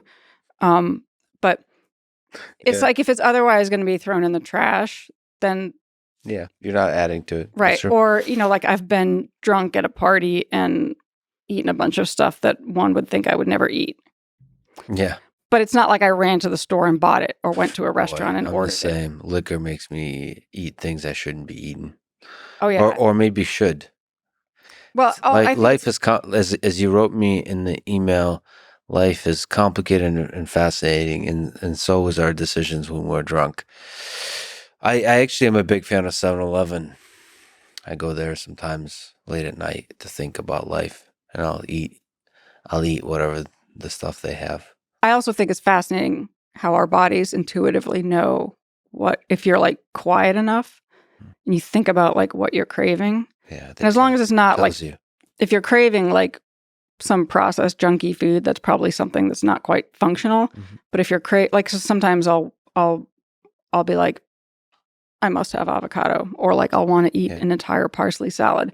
And then it's happened. I went through a phase where, and here I'm like, do I say this out loud? I went through a phase of. Are you going to say it? Where I was, I know, now I have to say it, where I couldn't get enough, I don't know where it started, like whose house I was at or whatever, but grass-fed butter. I was like, I could tell that my body wanted whatever was there. Yeah. And so I suppose I could have investigated it and thought like, well, what's in there? Is it like vitamin K, vitamin D? What is it in the grass-fed butter? Because it wasn't regular, but like regular butter, ew, no. Yeah. But like this grass-fed butter, like I felt like I needed it. So there's probably something in there, and maybe I could have gone and just taken a lot of vitamin K and then not eaten the butter. But there is something in there that's fascinating. I had that last night actually with I went to grocery store and I had a craving for tomatoes. I was like, what the hell is this? Like what? I don't. Right. So I like, it was weird. You should listen to that and then just get a bunch of tomatoes because there's probably something in there. It was like it felt right. When I was little, my mother but that's exactly what I was saying. Is that somehow your body knows without you knowing. And today I have zero interest in tomatoes. Yeah. Did you eat the tomatoes though? Yeah. Okay. Well, then you probably. I ate way too many, but that's all right. Or maybe not enough. There you go. So yeah, what you were saying? Anyway, I think these things like shift and change, and there's not like a right answer. And then there's something where it's like one person might do well on something, another person doesn't. Or you might do well on something for like, I might, maybe if I ate a bunch of liver, I'd feel better because I'm getting a bunch vitamins that I'm lacking. But then once I get them, I'm fine and I don't need that anymore. And I could potentially get those from other sources or,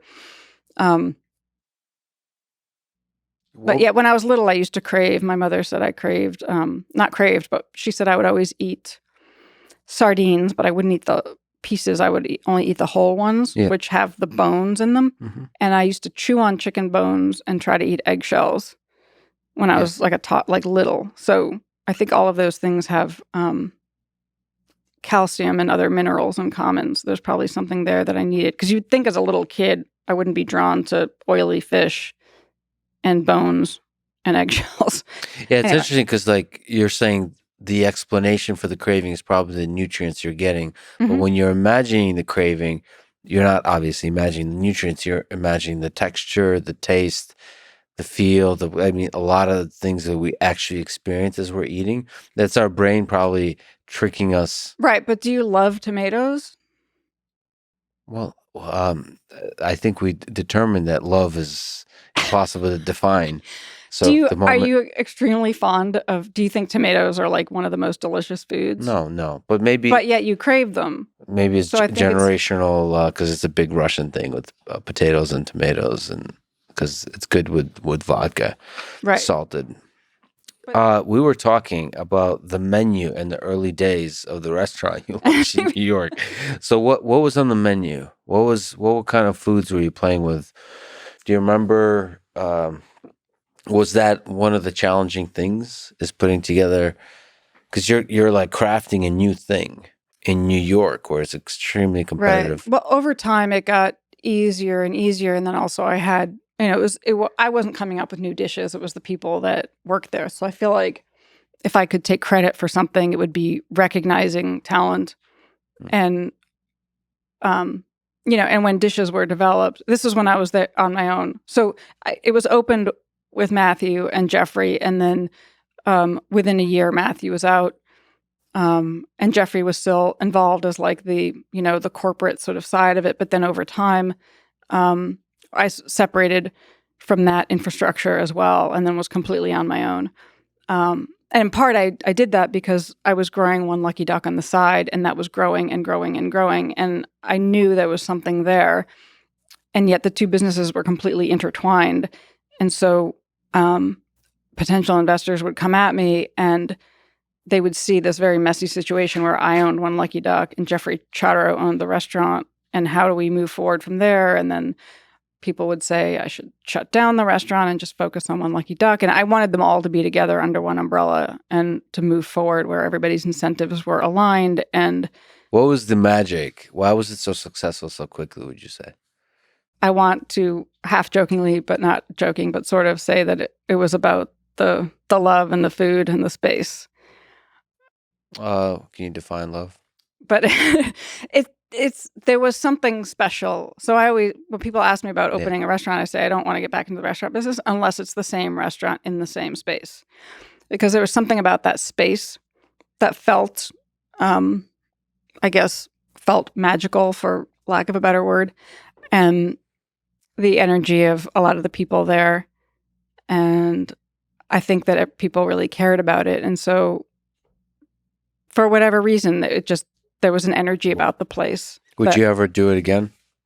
Yes. Would you ever consider in the reopening? same space? Wow, that's a tough thing in New York, but you're thinking, okay, well, It's there. it's there. Let me ask you this question, because I've been searching for that myself, like asking myself this question. If the last meal question, like what's the best meal you've ever eaten in your life? Like if I had to murder you at the end of this and you get one meal, but you can travel anywhere in the world, what would you eat? It's one of those questions where I feel like I should have an answer prepared. No, it's too difficult to sort of pick favorites. But if somebody would, force you to choose, you have to. I was eating something once, and I had the thought that if I was going to die, I want this. I would come here and order plate after plate of this and eat this. Do you remember what it was? Yes. Some diner in the middle of nowhere? No, it was Pure Food and Wine was on Irving Place, and then the kitchen connected to the One Lucky Duck juice bar, which had an entrance on 17th Street. So it was kind of like this L shape, and then there was a huge garden in the back.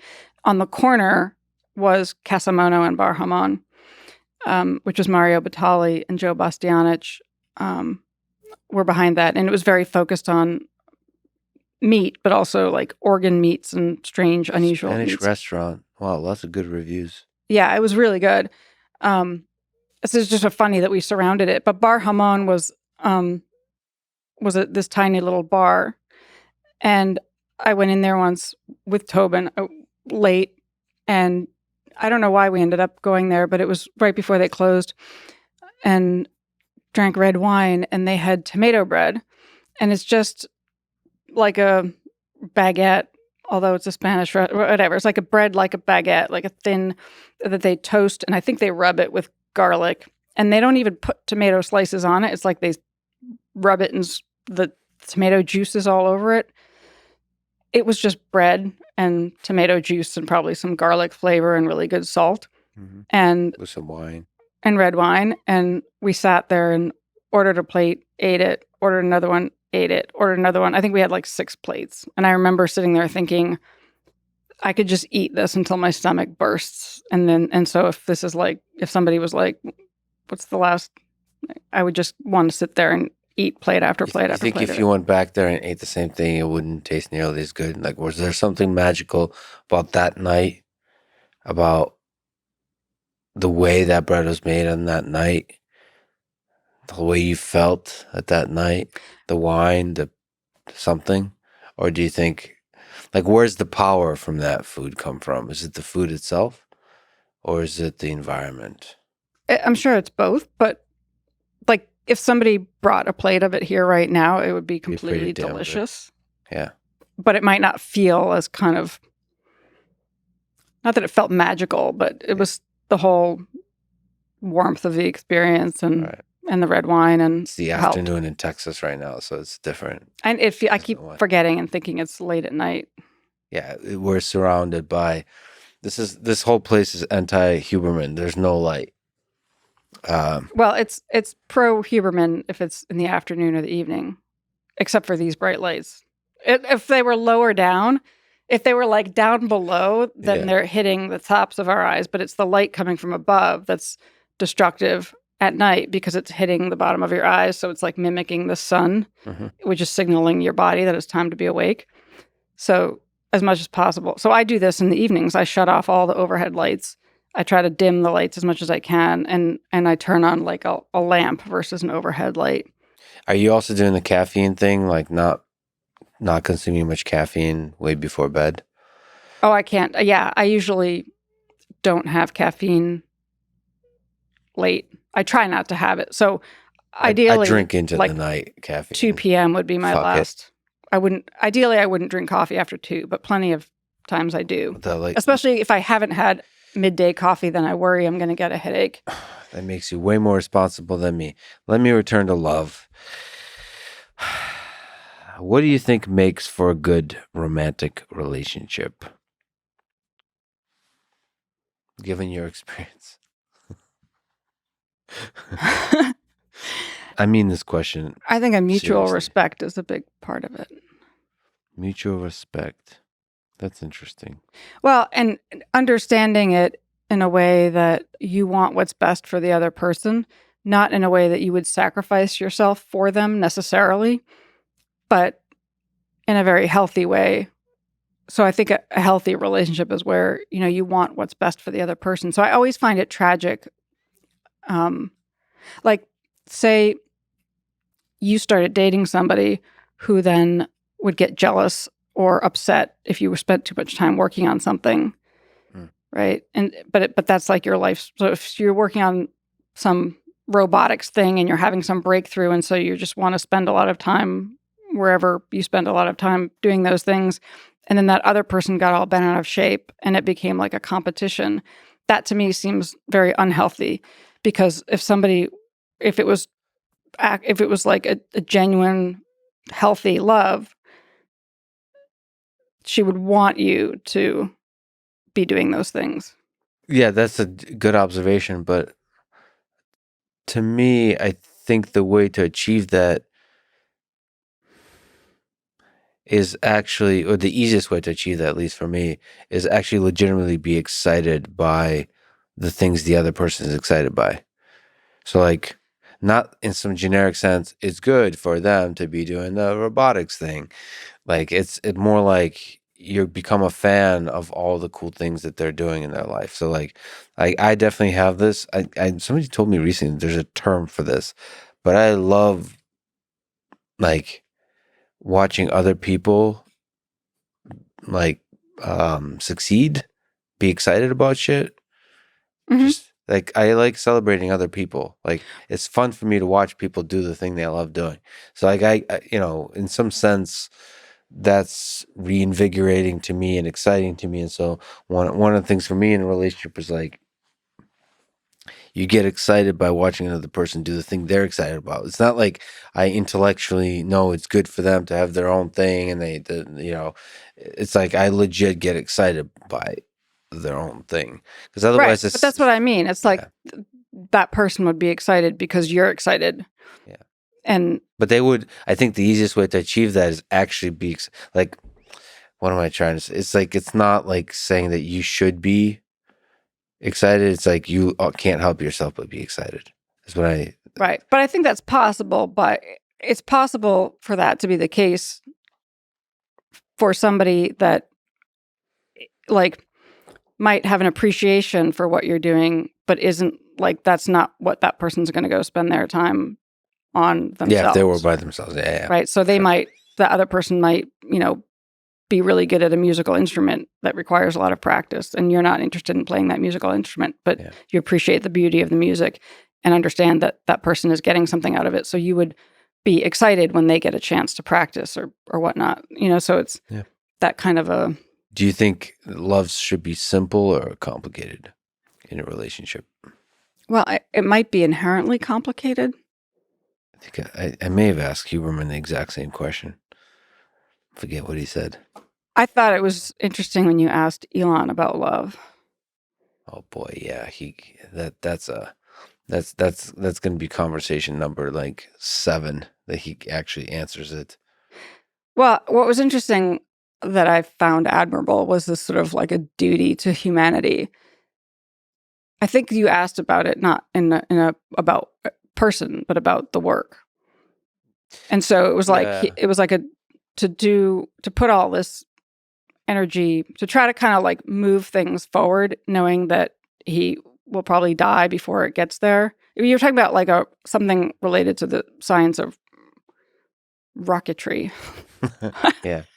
Rocketry. He's kind of a rocket scientist. But whatever, you were asking him about whether something could be accomplished, and he said yes, but not in his lifetime, but he's going to keep pushing it forward anyway. So I felt like that was a really, to put so much of yourself into something just to kind of move the baton forward for humanity struck me as an admirable thing. Where there's no great reward in terms of you're going to see that invention happen, or you're going to see Mars colonized or whatever it is. But you're willing to put in all the work and brain power to try to push it along.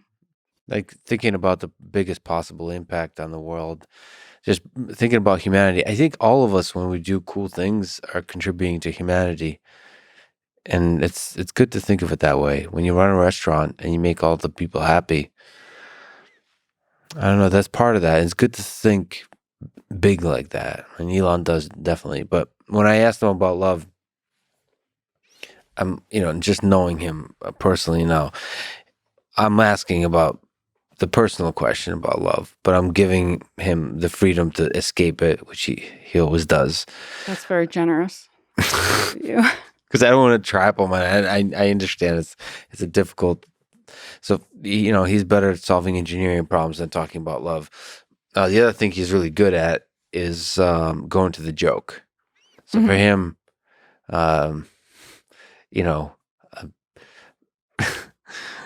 for him, love and all those kinds of things, especially those kind of cliche sounding things, are the stuff of memes. It's the stuff. The easiest way you can talk about it is humor. The same with trauma, like personal trauma. The easiest stuff for him to talk about is laugh about it. He's been very tough, privately or on podcasts, to talk about personal, like difficult stuff. And for me, obviously, that's often the most interesting stuff as humans. Like, where's your darkness? But for him, it's tough. For a lot of people, it's tough, but it's important to go there. Maybe first in the privacy of your own mind. And I think, bringing it back to the relationship thing is wanting to like understand and accept those things about somebody else. I mean, it's sort of cliche to say that you can't change somebody. And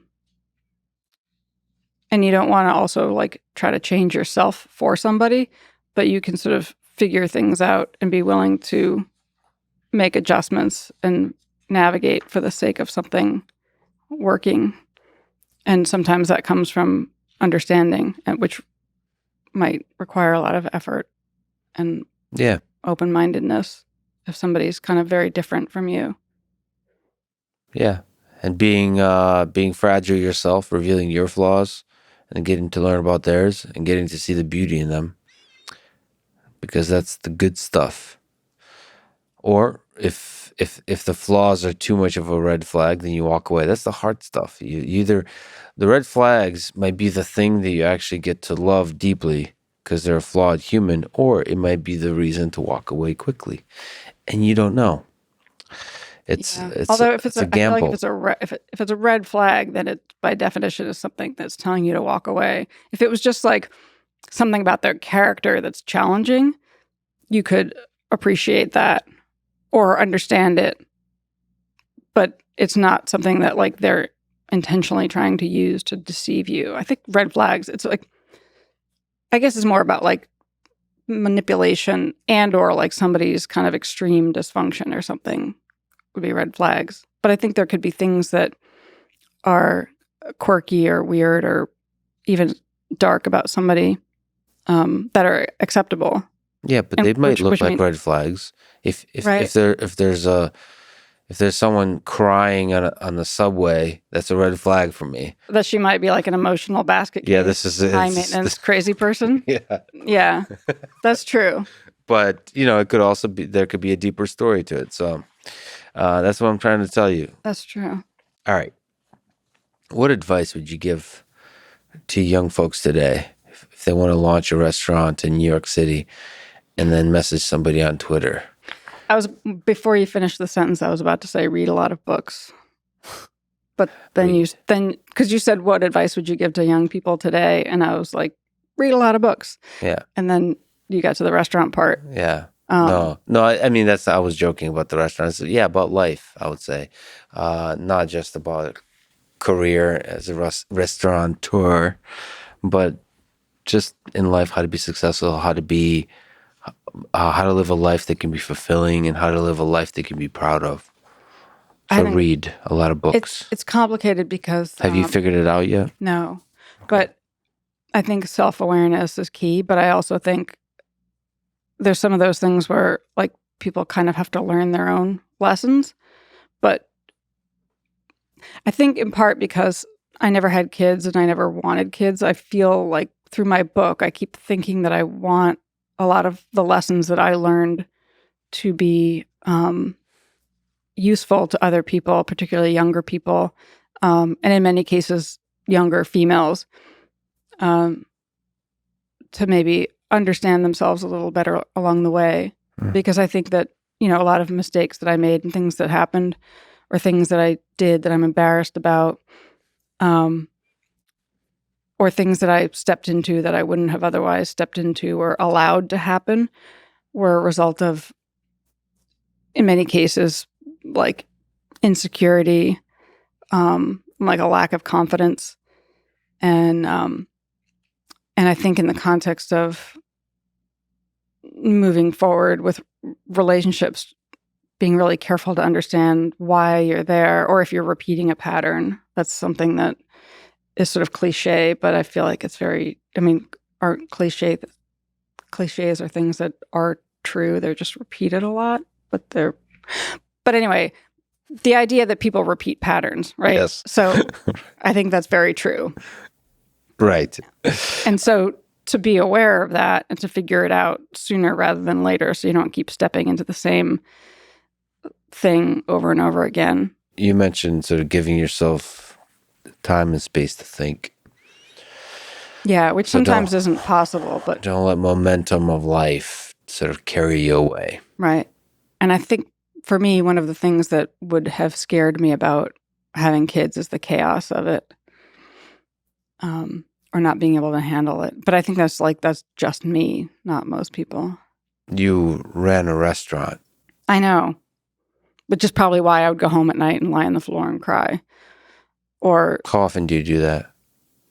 Do you like a good cry? I do. Music usually, or what's can you paint a scene? What? In general, Yeah, is there candles? I What? cried this morning. Okay. Not intentionally and not for Happiness long. or just overwhelmed? It was like I looked a little bit at Instagram and saw, what was it? Very often they're like these little animal rescue stories or whatever. But this was this guy Matt, who used to be my trainer years ago, and put this little montage video to music. That was interesting. If there hadn't been music, I probably wouldn't have cried. Mhm. But it was showing his wife having their second child, not showing it, but like the sort of before and then, the baby in her arms right afterwards and then bringing the baby home. It was this very short little clip, but set to music. Yeah. And I watched that and started to cry. But like, I didn't sob or anything. So I think I cry easily. Interestingly, though, in actual horrifically tragic things, or when they apply to me, I might not cry, and then people find that unusual. And that was in the film that, I don't know if it was my sister or my father described that when my parents got divorced, I didn't cry, and I just, whereas my sister bawled her eyes out, and I didn't cry at all, ever, and I just didn't say anything or want to talk about it. Like when I was sentenced to jail, I didn't cry. So a lot of times when something really big happens, I get a little bit weirdly, I don't know, but I very often. It's too much to feel it all directly. So you kind of cry it out later, slowly. Right. Maybe years later. Yeah. And maybe that's what I'm really crying about when I cry at these little videos or something. Yeah. I don't know. But I'm glad for it because I feel like it always feels like kind of a relief. Well, let me ask this because it's interesting what you would say. Do you have regrets about things in your life? Like, what do you regret? If there's a one day you could live again, well, which day would you pick? Like relive and make different choices. Well, like one obvious thing could be the day that I let Anthony Strangis in the door. If I had instead, if at any time early on I had instead just pushed him out, that my life would be wildly different. It's hard to. So that's the biggest mistake of your life, you would say, just letting Anthony into your life? Yes, I think one could argue that's the biggest mistake. But then at the same time, you never know because like when I was in a sort of a dark relationship that then led to the restaurant and my having the One Lucky Duck brand. Mm-hmm. So I felt like that darkness, it's like if you married a horribly abusive person, but you had a beautiful child, and then you go on and you have this beautiful child, and you think, well, if I hadn't been with that horribly abusive person, I wouldn't have this beautiful child. So I wouldn't go undo it. So I feel like a lot of things are like that. And I guess I could optimistically hope that there are good things down the road where I'll think, well, I'm here and I'm grateful for it. And therefore I'm grateful for the things that got me here, which include a lot of dark things. It's hard to say because a lot of people were hurt in my case, but I am optimistic that I can make those things up. And there are also hurts that were, in some cases emotionally, but also very much financial. And I feel like those are numbers, and the employees were all paid back. So anybody else that is out money because of everything that happened isn't somebody that's like not able to, feed themselves. Most of those people have plenty of money, and it's like not a big deal, but I still want to repay all of it. And it's numbers. It's not, like nobody died. And sometimes when I think about my own challenges, they feel sort of inconsequential in comparison to other things going on in the world. So, yes, it's hard being humiliated, or it's hard to have people say nasty things about you on Twitter, Instagram, but really, who cares? Because that's just words and things. And I'm not like fleeing my home and watching people get shot So And they're still out of this darkness, or out of this. You still have a lot of time to create something beautiful in the world. yeah, Maybe something even more beautiful than you've ever done before. I am optimistic. And I also feel like, part of the reason I like having these conversations is because I feel like people will learn stuff from my shitty experiences to avoid going through their own shitty experience. And I've heard a ton of that from a lot of women and some men, writing to me saying that they went through something similar and nobody understood. And, my story helped them or, might help them get somebody else out of a situation. So making it useful feels good. So through all of this, Leon was with you.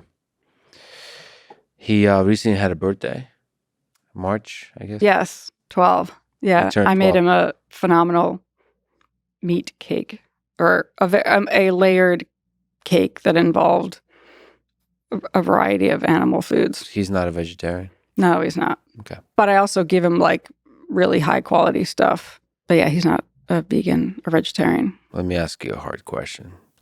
Do you think about the tragic fact that dogs live much shorter lives than us humans? Do you think about his mortality? All the time. I kind of try not to, but all the time. Because you told me in traveling here to Austin, Texas, you're not in the habit of leaving Leon by himself.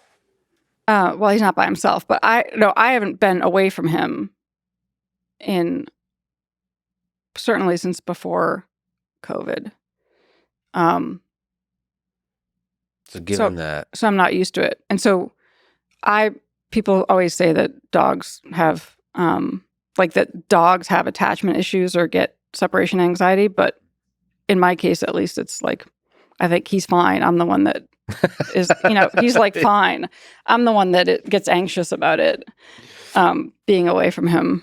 You're the one who acts like a dog when you come back and you're super excited to see him. Yeah, and I pee on the floor. Pee on the floor and wiggle your tail and drool and all that kind of stuff. But do you think about the fact, that you might lose Leon soon? I do. I think about it all. I mean, I try not to think about it, but Are I you think scared about of it. And it's scary, but then I also just try to understand that it's inevitable. And assuming I'm still around, then that's, I think, one of the things about adopting a dog or caring for an animal, unless it's one of those animals that lives a really long time. I just found out that parrots live an extraordinarily long time. Yeah. But they're annoying. So it's a trade-off. The Right. ones we love live a short time. The ones that annoy you right. live a long time. So I just think it's one of those things that you just know it's going to happen and it's just part of life. And I think it's one of those pains it's painful, but you just kind of have to go through it. And what's the alternative? You're not going to... It's like saying you would never want to fall in love because of the heartbreak that's going to inevitably come. Yeah. So some people do that. They just avoid ever. You're saying, screw it. I'm diving right in. Yes. It was all worth it. What about your own mortality? You think about yourself dying? Less so than I was before. I think I wrote about that, and I put this letter, Dear Mr. Fox, online, which I never intended to do, but I did because of all the misconceptions about the film and our relationship. And so I put this thing up online that I'd written on my phone on multiple subway rides. And at the end of it, I talk about, because especially then when like it was the height of everything was gone and, what do I have to live for? I sort of noticed and wrote about how differently I felt about things. Whereas I used to be afraid. I used to have like a healthy fear of, being pushed in front of a train because that happens, in New York or anywhere. Or, I had a healthy fear of like, I don't know, walking down a dark street at night. But I noticed that at the time, I didn't really have those fears because I was like, what do I have to lose? Like, who cares? I don't have anything anymore. What do I have to lose? So I certainly feel much less that way. But something about those feelings lingered where I'm less afraid of it, or more just less afraid of it, but hoping it's not some sort of a gruesome way. I mean, some people are really afraid of flying, and I feel like, well, statistically, it's extremely safe. And if it's going to happen, it's going to happen. There's nothing you can do. There's really nothing you can do unless you're going to do what that guy in that small plane did the other day and leap over and was able to take control of the plane. But I mean, like a commercial flight. So it's like, if you're going to die, you're going to die, and it's just your time, and all you can do is hope that. I would probably prefer to have as little awareness about it as possible. It's like, if you'd rather have somebody, if you were going to get shot, you'd rather have somebody shoot you in the back of the head and you didn't see it coming and just boom, lights out, versus somebody holding a gun to your head, and then you're going to feel all this fear and have to feel all of that, which also made me think of, animals and animal suffering in the way that some people argue that because of the conditions and the fear that's in their bodies when they're killed, which is an interesting thing to think about. But yeah, I clearly struggle with the ethics of. I think about it a lot about, our current food system, which involves a system that everybody has sort of accepted and normalized, where, say aliens did come down, yeah, and looked at us and realized that we're a particularly good source of whatever fuel they need. So then they imprisoned us all in cages that were the equivalent of sardines and jammed it in an elevator. Mm-hmm. And then we were bred, and we would get sick, and we'd go crazy, and we'd do the equivalent of pecking, and then we'd get abused, and then grotesquely and brutally killed. And that was our entire lives. And so if aliens came down and started and did all of that, we would have to be okay with that, which is something that was said to me after watching this movie called Our Daily Bread many years ago. But it's an interesting way to think about it, because, I mean, we would have to be okay with it, because that's kind of what we're doing now, right? Yeah, we've normalized certain kinds of cruelty. And people think that I would object to hunting. Hunting for sport, I think, is grotesque. But if you're hunting and then you're going to eat the entire animal, and you're hunting in a way where it's kind of that animal lived a free and happy life until that moment, in the same way that the animal lived a free and happy life, or we don't know, maybe they were depressed, but they lived a free life until the lion came and took it down. So is a human shooting an animal for food somehow more tragic or horrible than a lion attacking an elk?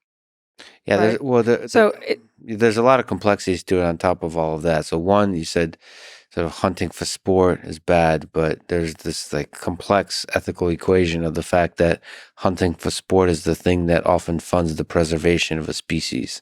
That's another complicated layer. There's the Maui venison, all the deer in Hawaii, and I might have gotten Maui venison treats for Leon. But they're hunting those deer is a way of preserving So I mean, these things are complicated, but that's why I don't have a problem with somebody shooting an elk or bringing it home and eating it. I've eaten elk jerky and things like that that's one of those situations where I wouldn't morally have a problem with it. And for me, it's also, I'm not one of those people where I think ew, I wouldn't eat meat. It's more I don't want to add to the consumption of it. And I wouldn't want to eat sort of the factory farmed meat necessarily, unless I'm in prison and it's otherwise going to get thrown away. But You know, Hashtag. a lot of things that you make do things differently there, but Yeah.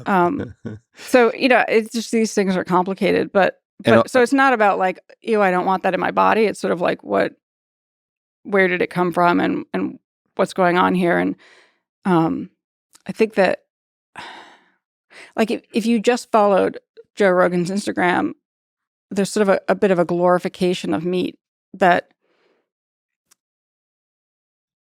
because I listened to enough, that I heard the one where he talked.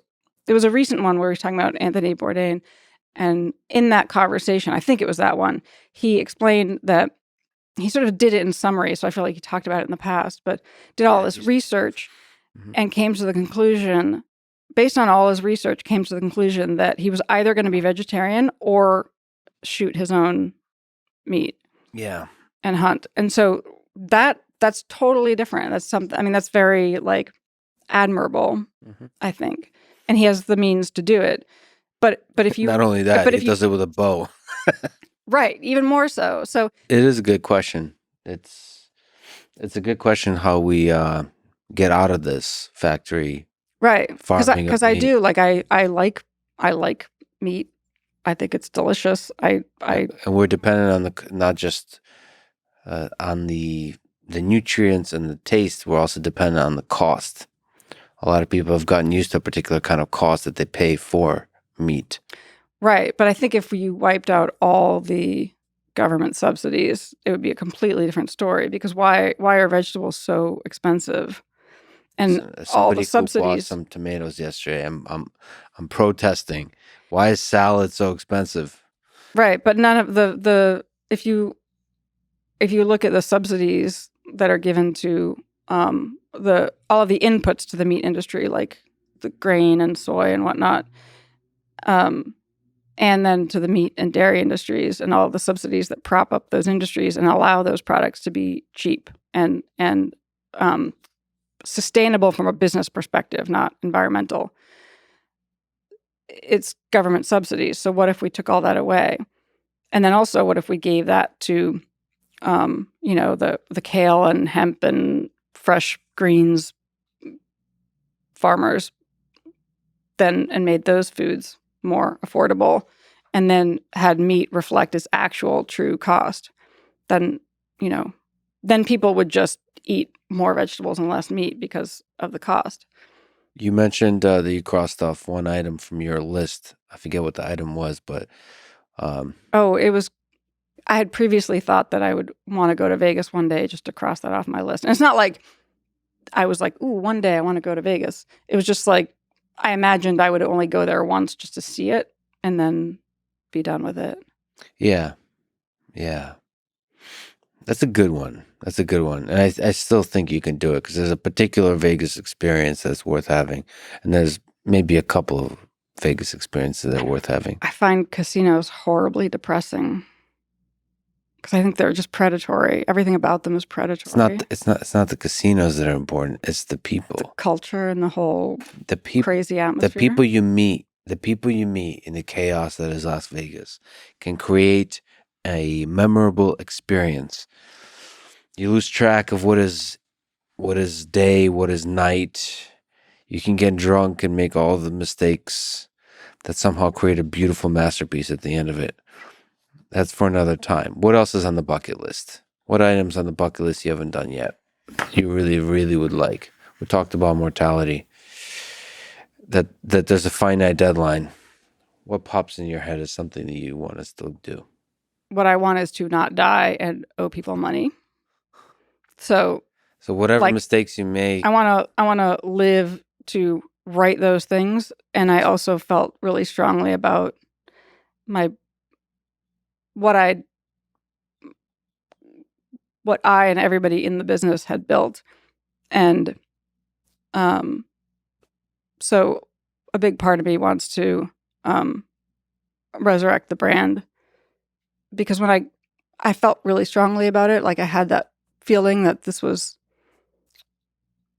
going to be a thing that I wanted to build and grow and could have a really positive impact and outlast me. And Would you bring it back as the same name?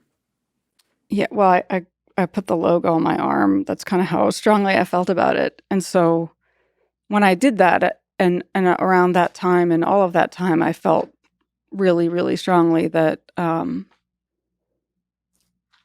quietly, because it feels like a little bit bold, but quietly felt really almost with a certainty that it was going to be something really big, and it was growing and growing, and all signs were pointing towards there. I was just sort of stalled and couldn't figure out the logistics, and then enter Mr. Fox.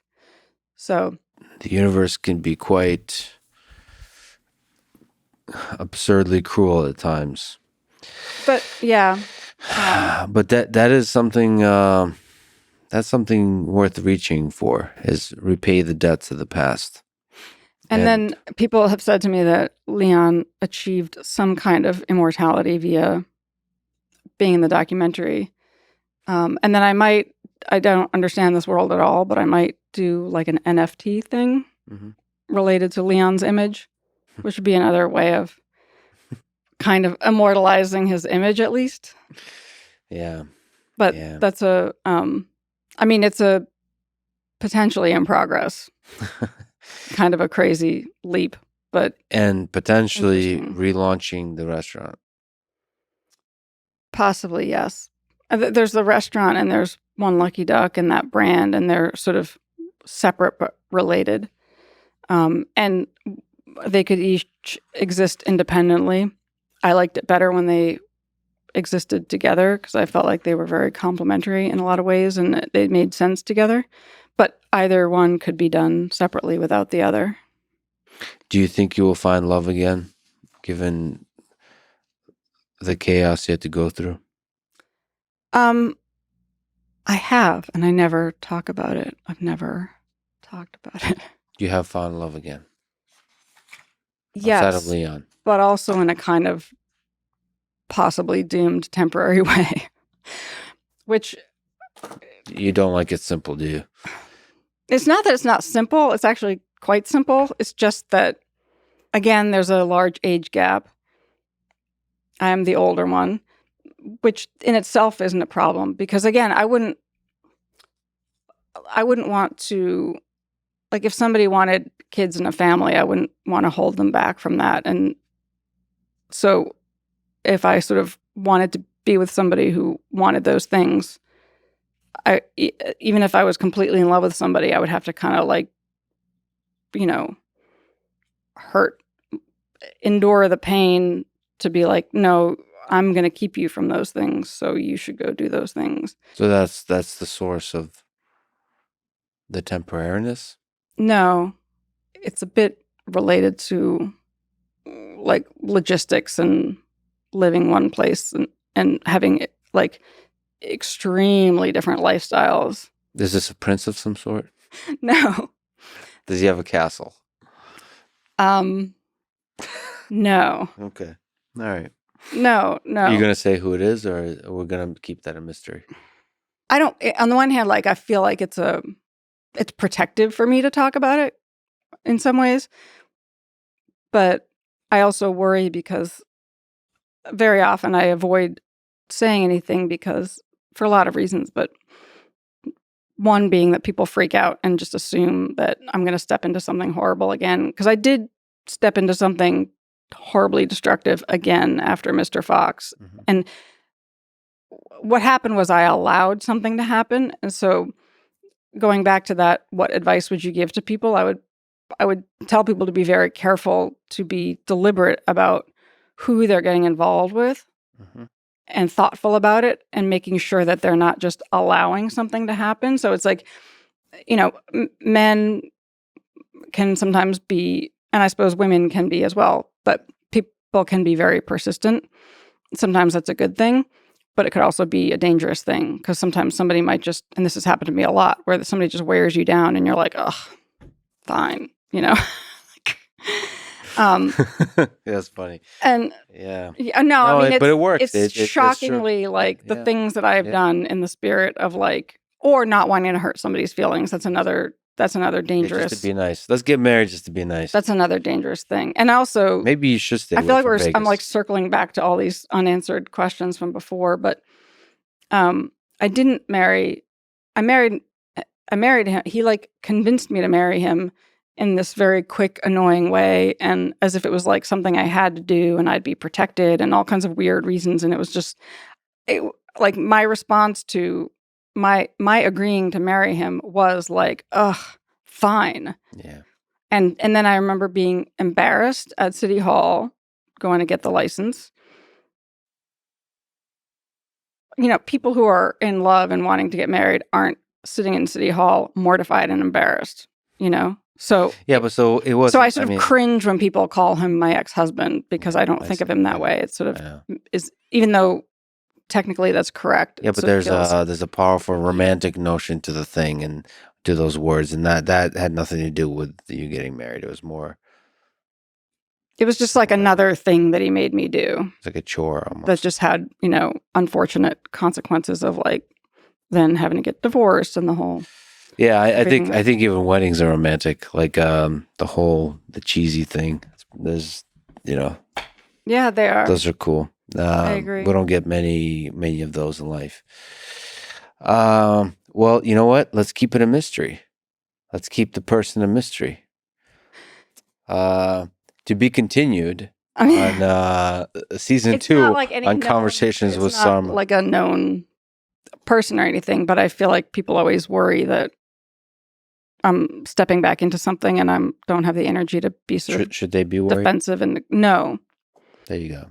Don't worry, friends. No. And also just remember that thing I was saying about how like it's good if you get to know somebody really slowly over a long period of time. Yeah. It's kind of one of those situations. So I feel very confident that I'm like certain I'm not stepping into something where I'm going to be surprised and somebody turns out to be not who they presented themselves to be. So that's the wise way to do it. Especially for me. Yeah.